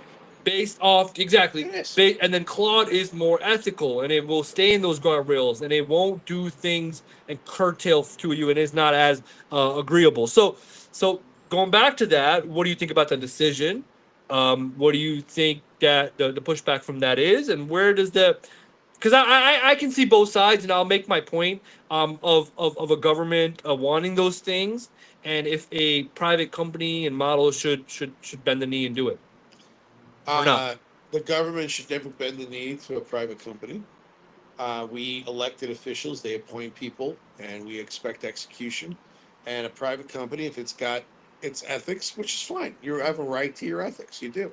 But when the government says, hey, we were elected by the people and we want this, and the company said, maybe the company's right, it doesn't matter. The fact is that we elected that government, okay? And right or wrong, they're out of line. You can never have. We don't want private corporations running the government or interfering with the government. Okay, and we can get into that subject another day about the Supreme Court case that allowed corporations to fund infinitely, politicians that we basically don't want. But that's another day. But that's just an extension of it. Here we said stop. Now, right or wrong again. Yeah. Do we really want autonomous weapons? This is where my wife would say, oh no, this is where it starts. Skynet, Terminator, right? Sure. Like we don't want that. And it also was mass surveillance they wanted to use it for. I don't give a damn about the surveillance because I'm not doing anything wrong. Like I'm not out there raping and pillaging or whatever. So I really don't care. You want to watch me? Fine, watch me. What I don't like is that somebody watching me while I'm in the private space of my car. All right, maybe tint the windows or create reflectivity, etc. Because if, for instance, one of the craziest things that I've heard, there's a couple that got arrested here in Haulover Beach, just a mile from that, literally in the parking lot, half a mile away. Okay, husband and wife having intercourse in their car. Okay, and now they're both sex offenders because you can see through the windows and the cop caught them. Oh, wow. And they're considered sex offenders just like any pedophile. Meanwhile, you had a couple that's been married for over 20 years. Okay. And now they're on the same level. Like, this is ridiculous. I think that's a bad lawyer. But so we have to really have a conversation of, what is and isn't. Obviously, if everything's being surveilled, what behavior should be discounted?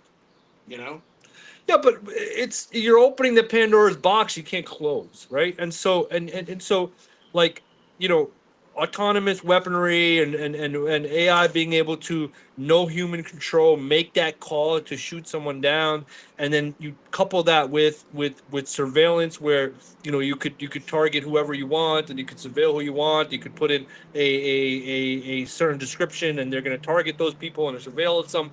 All that is, once you drop that barrier and open that Pandora's box, there's no closing it. And you're doing it under, you're doing it under national. That's what I'm saying. Pandora's box is already open. Look, doing Broward County, right, for instance, over a decade ago. It's actually 2 decades ago. They did this whole add 1 cent. Everybody voted against them because for 1 cent we could get all of this surveillance. They did it anyway, by the way. And I agree. Broward County was the first place on earth that I ever saw put cameras at every single intersection.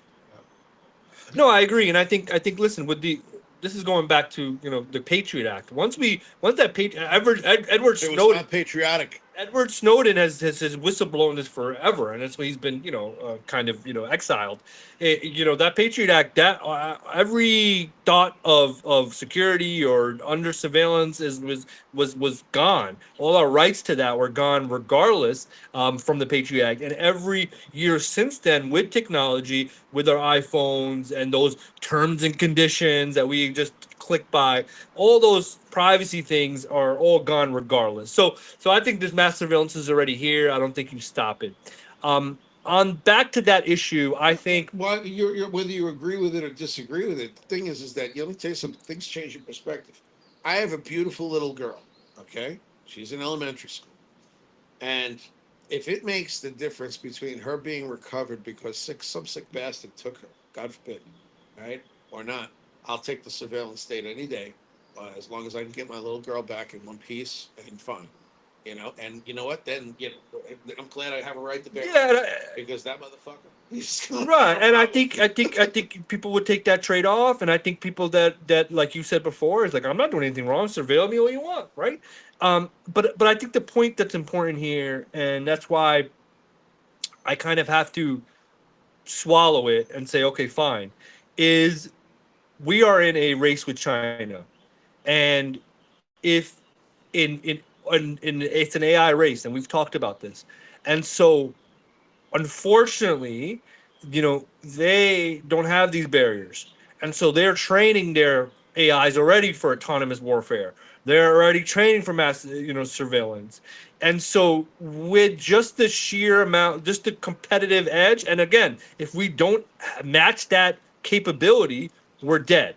So, so, So we so have to keep going. we have to keep going, and You know, so there's an interesting video about this where the whole world ends in a year or two from now. yeah, Because China believe it. and the United States are competing with I AI, believe it. and OpenAI is the quote evil one. Yeah. They don't say it outright, but they Right. give it a similar enough name where Yeah, it's yeah, yeah. soon, right? And I will tell you, yeah, it is less ethical, and there's numerous reasons why I know that. Okay. In my experience, which I'm using this literally every day until 10 o'clock, 12 o'clock at night. And yeah, and so from a national security standpoint, we have the models and the technologies and the private, now look, like you said before, a private company has their choice. I don't think they should be forced to do it. No, but they can't force the government to do anything. You can't hold the government hostage, right? Because then you're holding the people hostage. By really, that's what you're doing. Look, it's a slippery slope, but It I is think an extremely slippery yeah, slope. This but is I a think wide look, subject, but I bro. think I think that's that, but in a time of war, in a time of national security, you have to use every tool possible. I would tell you In that the we are in the year, always in a time of war. There is always a No. time. Yes, we are. China has been Yeah, the United trying to States, though. destroy our country, and through subversion, through dumping into our Yeah. economy, very cheap crap, putting our companies out of business. And this isn't just me as a patriot. This is just economics, Yeah. history. Okay, they have done everything they can to destroy this nation through subversion. Okay, they will defy like the WTO. Peter Zeihan, a famous geopolitical strategist with a great channel, by the way, on YouTube. I follow it. Now, he's not a fan of Trump at all. However, he will tell you China has been the enemy, number one, since they got into the WTO. And thank God, he just posted something the day before yesterday, I think it was, the end of the WTO. Yeah, look, they always will be. They have been. You're right. I would say that is a different type of warfare. I think that's cyber warfare. I think they've definitely been stealing IP for many years. I think the biggest blow to the United States from China was TikTok. I think that poisoned our youth's mind. I'll put it this way: So- the Chinese Communist Party has been extinguishing the Uyghurs for literally a generation at this point. And they're That's literally true. selling Muslim organs Russians. of Yeah, you're right. what should be a free people. Right. All right, and whether or not they're independent or whatever. But the fact is that you have a government that, if they were to take us over, they would just harvest us too. Yeah. So, is Trump really that bad? Our government for that matter. Yeah, but look, I mean, but they're not. They're not at our shores. They're not. So that has been that. If they silent could be, in the back- they would be. The silent in the reason they're not background. at our shores, by the way, and I'll get it again. We have a nuclear navy. We can literally fuel up an aircraft carrier, Yeah, and a that's what bunch they of other do. ships, and they'll sail for 50 years without refueling. Yeah. China is all on diesel. So like yeah, and so yeah, those things, and like but when you accelerate things, right? And this is the kind of the debate that we've been kind of teasing for a little bit, right? Love it. So- I'm ready So for it. so Chris and I genuinely disagree. I mean, I'm That's okay. No, I'm I love you though. equivocally on the other side of this. Look, Trump is requesting, your boy Trump is requesting, the biggest defense budget in U.S. history, Sure. and I and agree with it's a his philosophy. trillion going to a war that he had to start. That So is request this is protecting America, or is it continuing to bankrupt a country that's already in his, trillion dollars his debt? asking. By the way, all right. So Congress has the power of the purse, not the president. All right, the president can ask for anything they want. It's not like they're going to get it, right? Now he is a New York City developer, and if you know anything about developers in real estate, they ask for literally the stars, the whole galaxy, okay, and they will land on the moon. Okay, they will get The that. video went out. Okay, yeah, low power mode, right? Am I still there? You're back. All right. So, the Trump is a New York developer. His entire strategy is what developers do. They go to a government. They say, "We want 10,000 units on 1 acre," and the government says, "No, we're going to give you 300 or 500 units per acre." Okay. This is how it always works. That's his strategy. He will ask for the most ridiculous things constantly. And I'm glad that the rest of the country doesn't know this strategy because they put us all out of business. No, that makes no sense. So I mean, what kind of does. no? I mean, what kind of strategy is? Look, He you're asks asking. for way more No, than you're he needs. asking for it. Well, it doesn't matter. You shouldn't have to. If we look, if you weren't dragged, if you didn't start this war and get dragged in, look, the true basis behind this is let's just talk about the elephant in the room. I mean, Israel's wanted this war forever. Every president since Bush, Israel has tried. Let me finish. Let me finish. They've pushed to get a war to start with Iran. Okay, and look, in that region, Iran is the guy that everyone has beef with, but nothing has kicked off. Iran right? has explicitly said they would nuke them Exactly. if they had the But nuke. Israel is the one that's wanted to push. They've asked Bush to do You're it. talking about telegraph. They've asked Bush to do it. They've asked Bill Clinton to do it. They've asked Obama. Everyone they've done it. Anil, Trump I'm has going been the to only kill one. you. Trump is I'm the only going one. to kill you. I tell you that for 30 Trump years. is the only one Are you that was. not going to take precautions? was- Are you not going to was- start believing me when I? Okay, actually yeah, you start take going into- precautions, but an all-out, without a plan, war What do you mean Okay. without a plan? There was no plan. Are you telling me that the Department of War had no plan. and all those years had no plan at all? None. I think they really well executed. They bombed thousands of sites. No, they had. forest Let me tell you why. Let me tell you why they had no plan. Because just 3 months before, they fired every senior general in this Department of Defense war, whatever they call it today. And this was on a guy that has no experience in any of this, has no intelligence. Your guy, the counterintelligence guy, the guy from counterintelligence that resigned recently will tell you the same thing. So there was no plan. They went against it, and now their hand is in the cookie jar. Okay, the Strait of Hormuz, they did not see that coming. He even said it. so- No, let me tell you, he said it himself. Oh, we didn't expect him to go after their neighbors, and now they're trying to go back and make some deals to open up the Strait of Hormuz that was open from the beginning.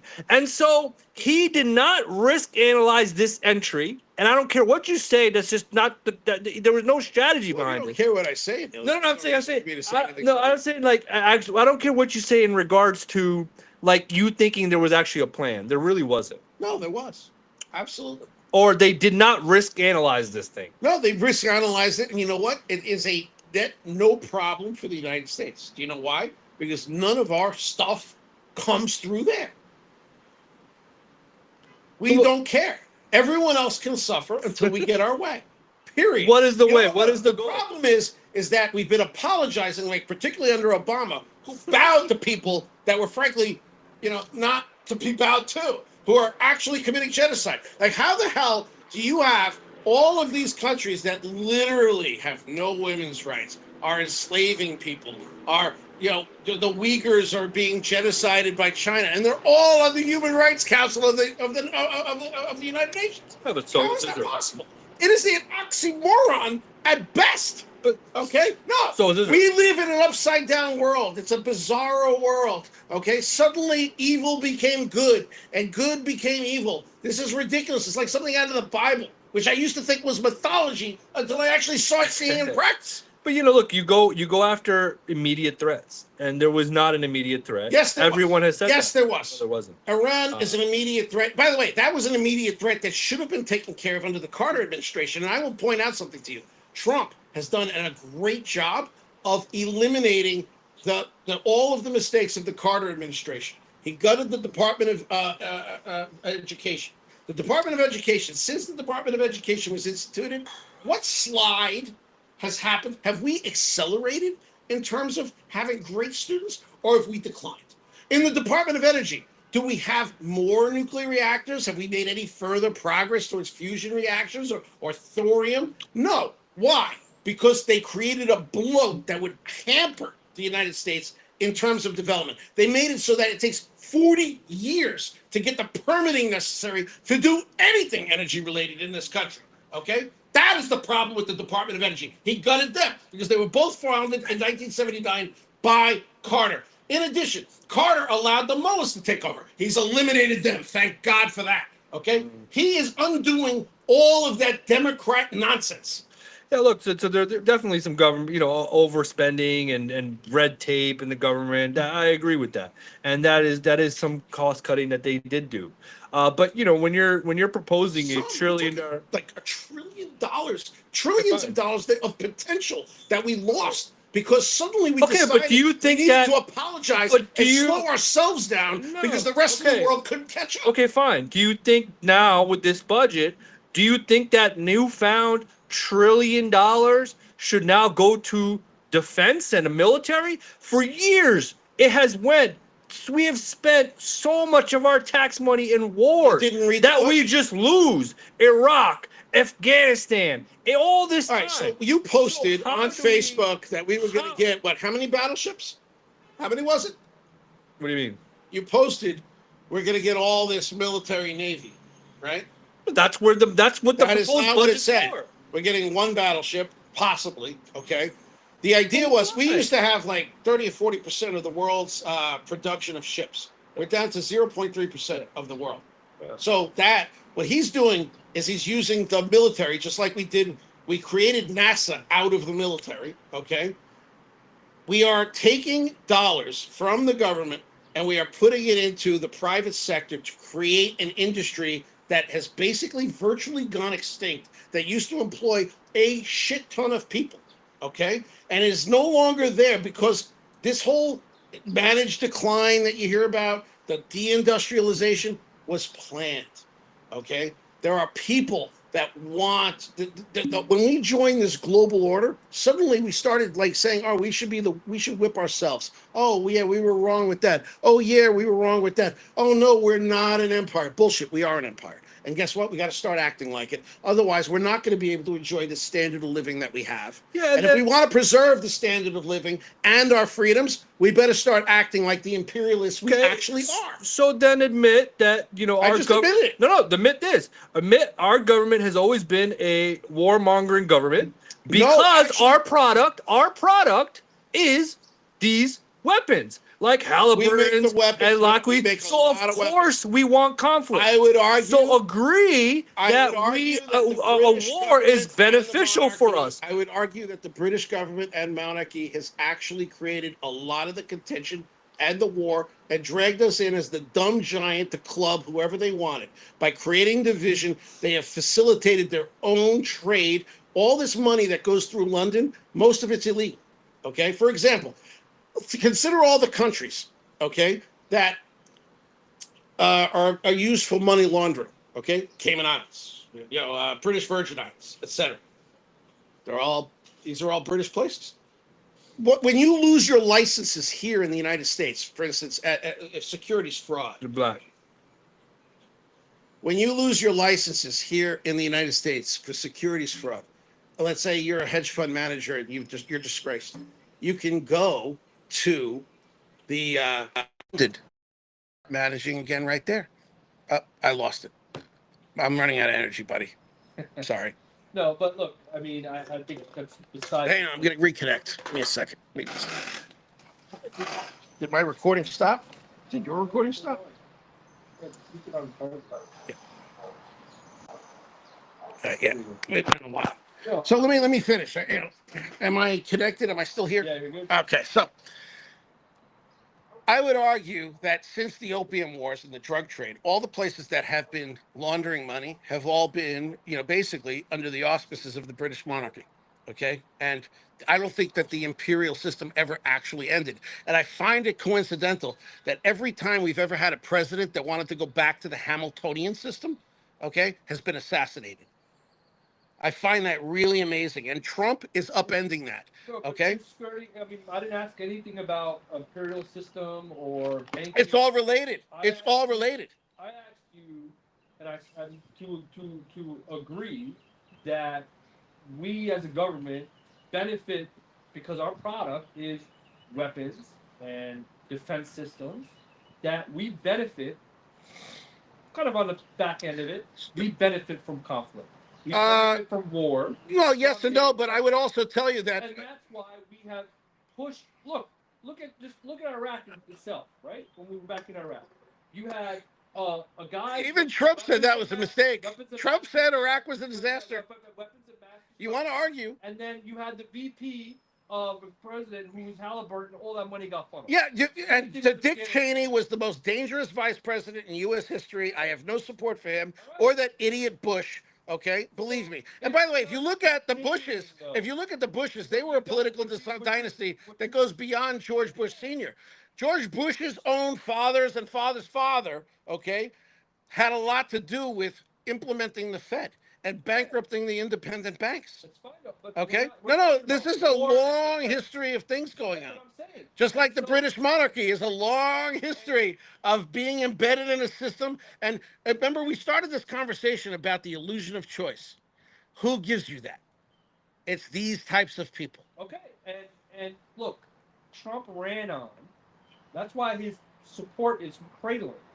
And so even in his base, and I hope you come to this, at least see this as well, is that, look, he ran on the no war president.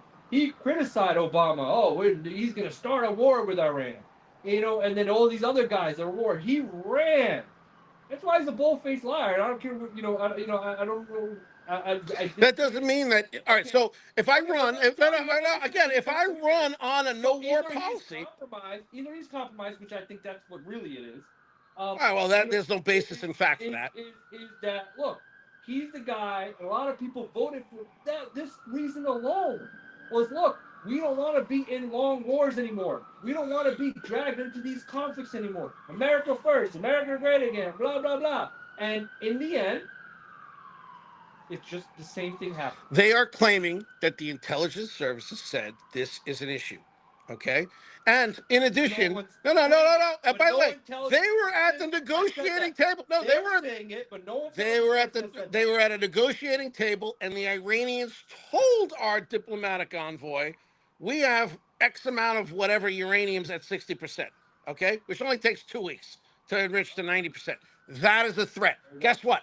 That is what probably triggered this whole thing, and I would have done the same. And by the way, I don't care if I ran on a no-war policy. A country that spent the last 50 years saying we're going to exterminate a people as soon as we can, guess what? They're done. They're fucking done. But let's talk about your diplomatic envoy, right? You're talking about two guys. You're talking about a Jared Kushner and a Steve Wilkov that are basically Zionist Mossadi, right? And they're going and they're telling you this stuff. So can you found that in anything? Like, I mean, Jared Kushner only lives about a few miles south of here. I mean, the ties in Israel are clear. So look. The basis. These are the points that you're making. Like, yeah, we spoke to it. Of course, they're gonna say that these guys were ready to attack. Look, I'm not saying Iran hasn't been a threat. They've hated us forever. That goes back for. But they hate the Jews more, and they want to wipe them all out. And I don't believe that we should allow Israel to be eradicated with nuclear weapons. There was a plan for that as well. There was a deal that was made that Trump came in kiboshed. That was a replica of what happened with North Korea, except they didn't want to exterminate anybody. Guess who has a nuclear weapon? North Korea, because Bill Clinton is a fucking moron. And Obama cloned the deal and gave it to Iran. They had a pathway to a nuclear weapon. And by the way, he only kiboshed that deal only months before it ended, because there was a 10-year deal. That was all there was. But there was oversights in place. No, there wasn't. All right, oversight is only as good as enforcement. Guess what? We enforced it. There was a third party. Third party who has what weapons to enforce it? If they had a nuclear weapon, who is going to do something? Guess what? It's only the United States that can do it, because nobody else has the power. There was measures in place to make sure, like, they had to report anything that they were enriching. A lot, dude, all day long. The systems don't work unless you have the power to enforce them. They don't. The United States of America is the only country on earth that can enforce whatever it wants to enforce. That's a fact. Yeah, obviously they're trying to enforce it now, right? How is that working out? Trying. We've decimated them. And by the way, this is going to this whole situation, Anil, is going to turn into a golden age for the Middle East. Once Iran is done and they've demined the strait and it's all good, you're going to see a prosperity that I swear to God, those deserts are going to become rainforests. Well, look, those- You know, Gaddafi kind of did that. He built one of the largest, if not the largest, aqueduct system in the world. And then when he decided he was going to go to the gold-backed dinar, okay, and unify Africa under a gold-backed system, what happened? NATO, okay, NATO, and Hillary Rodham Clinton bragged about this. They decapitated his ass. Yeah, look, no, I think, look, this conflict has, look, Iran's been an issue, but they all lived and operated, without actually going to war, right? And even this, what's going on with the partners, and these guys are partners. They're investing trillions and trillions of investments. They basically pledged in the United States, the Saudis, the UAE, the Qatars, all these guys are on our allies, right? But going in this way, of course, Iran's gonna target them. And so, but it was something that in my that a lot of actually that everybody was against.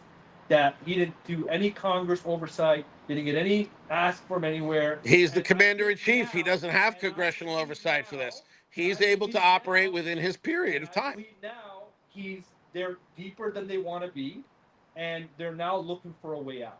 They do not want to be there, and they shouldn't have been there in the first place. Okay, and that's why I would argue, and this is what people were afraid of with a Trump being as president. This is not a person. Are we mired in a boots on the ground operation right now? Yes or no? What's that? Are we mired in a boots on the ground operation that's going to take 20 years to get out of? Yes or no? Yeah. No, we're not. We're not boots on the ground. Number Yeah, one. first off, because Okay. Israel won't back us up on it. And by the way, the And only they thing won't get remaining, the only thing remaining is this Strait of Hormuz situation. So we have operations to demine the strait. We put the U.S. military's Navy there. Okay. And guess what? These guys are not going to be able to do an effing thing to watch. And we're going to start. Literally, we have control of Karg Island right now. Okay.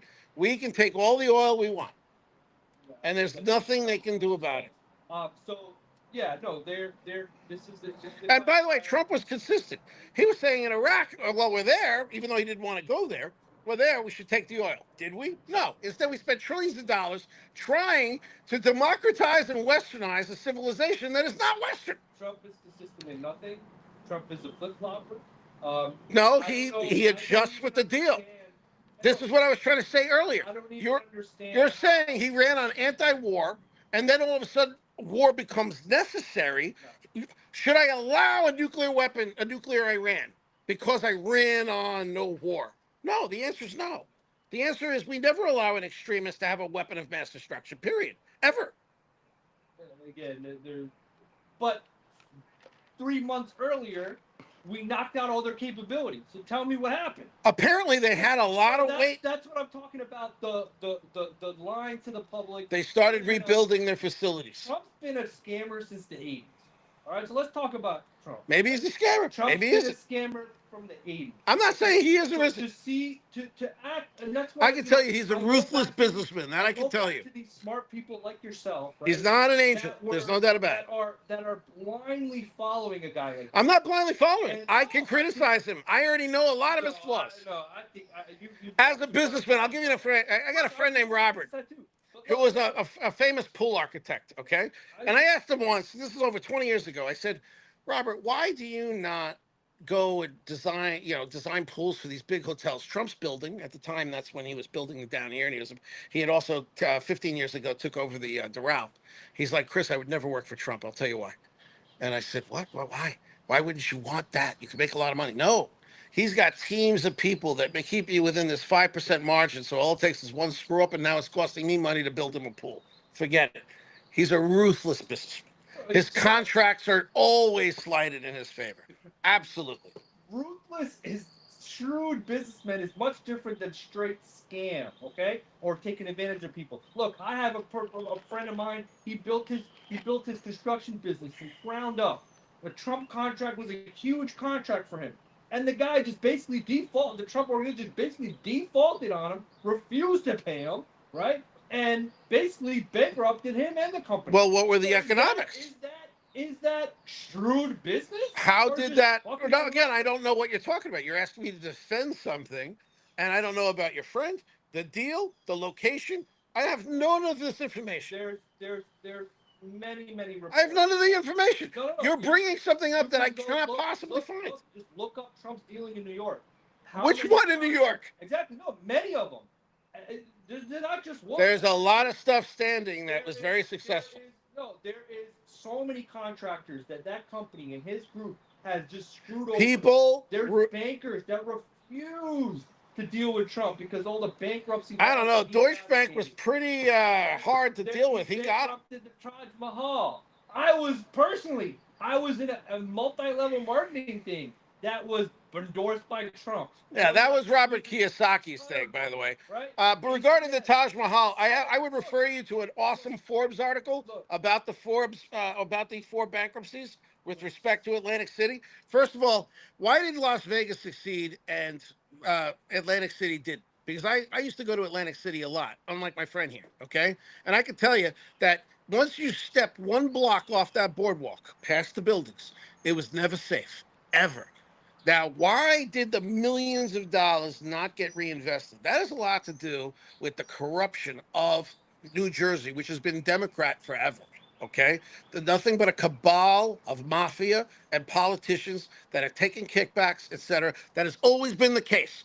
Whereas Las Vegas exploded, and it was traditionally very Republican. In addition, I would also tell you that he got into the business at the exact wrong time. It was probably the most disastrous, stupid decision Trump ever made. In 1985, they approved the first Indian reservation, I think it was in 1985, Indian reservation casino. Suddenly, every Indian reservation had gambling in the world, okay? Why would you start a business that was used to be exclusive to only 2 cities in the country, and now it could be anywhere? That's what happened, and that is why that went bankrupt. Yeah, okay, well, that's fine, but there's a track record, right? There's a track record of scams. Trump University, I mean, he was indicted in court that it was just nothing but a scam, taking poor people, so here's what I'm getting at, and my point is this, is all the people that are crying now that voted for him, right? You should have known. I don't know too many people. Let me say something. I hear about people that I hear about Trump voters that are crying. I have yet to meet one. All right, look at how many people, how much base he's lost because of this. Okay. The CNN polls disagree with you. CNN's polls disagree with you. No, I watch CNN's polls. I look at every side, man. CNN will disagree with you. That short little guy that's very excited about his statistics, he'll tell you you're wrong. It's a master manipulated job. I think like people that didn't see through this. Like, look at Trump a week and a half ago got a 100% on this thing. Look at the farmers, right? The farmers were all go Trump that he's gonna come, and he was telling all these promises to the farmers, and then he does a sideways deal with Argentina for the beef, and the farmers like, yo. So these are just examples, and they'll continue to happen. How he just kind of raping and pillaging the damn country. I disagree, and I also think that when you say he's cutting in one place, you're not looking at the laws that he passed. So when you reconcile Big Beautiful Bill versus a cut here. Crazy. Let me finish, and then also the self-enrichment, which is corporate thugging. Listen, it is what it is. He got the power to do it. How did he make his money? Was it in real estate? I thought it was in real estate. Am I wrong? Look, think about all the money his kids have made of drone. They made their money in real estate too. Of crypto. All right, so tell me about the Biden's granddaughter, his son, his nephew. All right, so they had 20-something. This was investigated in Congress. You got 20 plus LLCs, all making millions of dollars. Wire transfers from foreign entities. Literally, you and I would be arrested by the IRS. We would already be in jail. Biden got away with this. Meanwhile, there's no Etsy store. Show me the eBay store. Show me the Etsy. Show me the consultancy practice. Nothing. No. So if they all do, why are we faulting him for that? Because it's blatant, and he's just been. It wasn't blatant with him. It wasn't blatant with Obama. It wasn't blatant with the Bushes. It wasn't. This was actual. Everything he's doing it. They have a 2025 plan to really. Well, if they're doing it out in the open, then clearly there's a level of transparency. I'm telling you that the previous politicians, Republican and Democrat alike, have been fucking the American public and pretending it wasn't happening. The worst form? Yeah, we're being false. The worst form, though, is strong. And I'm gonna leave it like this because I'm gonna leave it right here, and I'm gonna tie this all up because this is the part of it that, for me, um, was is kind of the last, and when people ignore this part of it, and I don't understand how. Right?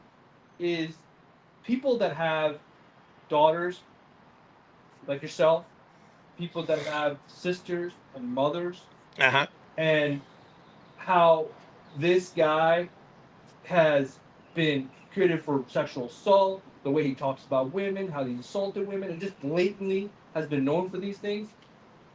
I'm not even getting into the Epstein thing. How you can, after, look, the business stuff, the scamming stuff, all that stuff, okay, fine. But then this aspect of just the sheer I did track not have record, sexual relations with that woman. of sexual assault and things like that, that you could just see it a blind eye to it. I wonder who said It's that.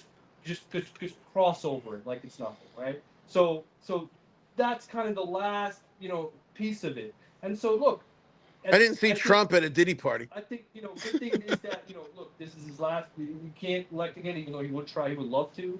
I think he's definitely hurt us on a global level, just our image. No, he's reorganizing our alliances because we have leeches in Europe that have been sucking the lifeblood out of us forever. The role. So you can end it any way you want. I have a very different perspective because if you follow the money, the Europeans have been sucking out of us for generations at this point to afford their social welfare program. I'll tell you, the American people, why for the last 40 years have you been paying more for medicine than them by 6-10x? Why?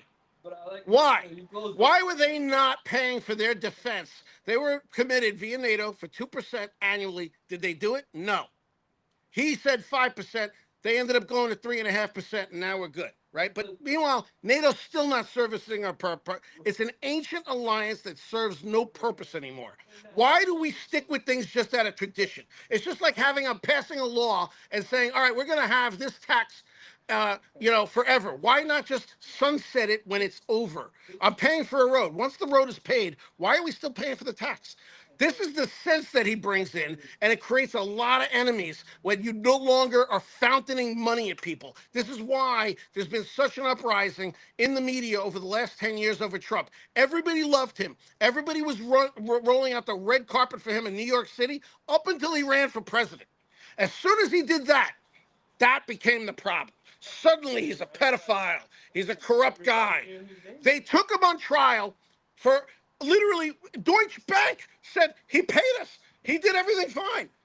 It doesn't matter what he wrote as his own valuation for an apartment at Trump Tower, okay? The appraiser is ultimately what matters at the end of the day, and you know that to be true.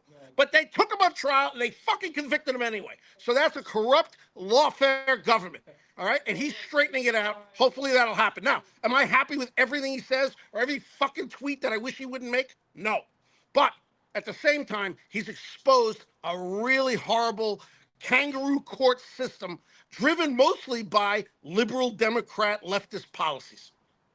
I think it's right. Look, it's fine when you're a private citizen, but when you're running the free world, it's a problem. No, we have every leader is a fucking snake. They're all liars and they're all killers. Every single one of them has authorized the death of somebody. Trust me on that, okay? Believe me. And we have our big bad snake, and that's exactly what he is. And he's swallowing them all up. So rapid fire, let's finish it up here. I think that's good. Before we go, one thing, listen, listen, if you're holds accountable on this, I'm looking forward to the clips on this. I can't wait to see the reaction on this, actually. Let's get one bold prediction in real estate, AI, or politics. Miami will continue to appreciate is my prediction. How about you? I agree. I think Miami will continue to just basically boom.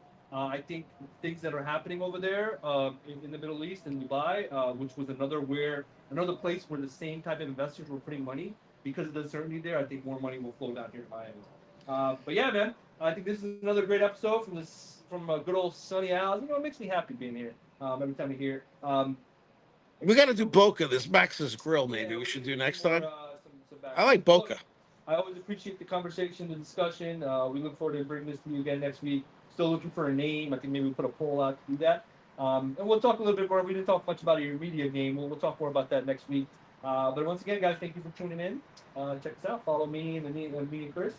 Wherever you can find Miami Beach Broker, Please, anything Twitter else, and Instagram, drop Miami comments, Broker on drop YouTube. comments on it too as well. We love to do that.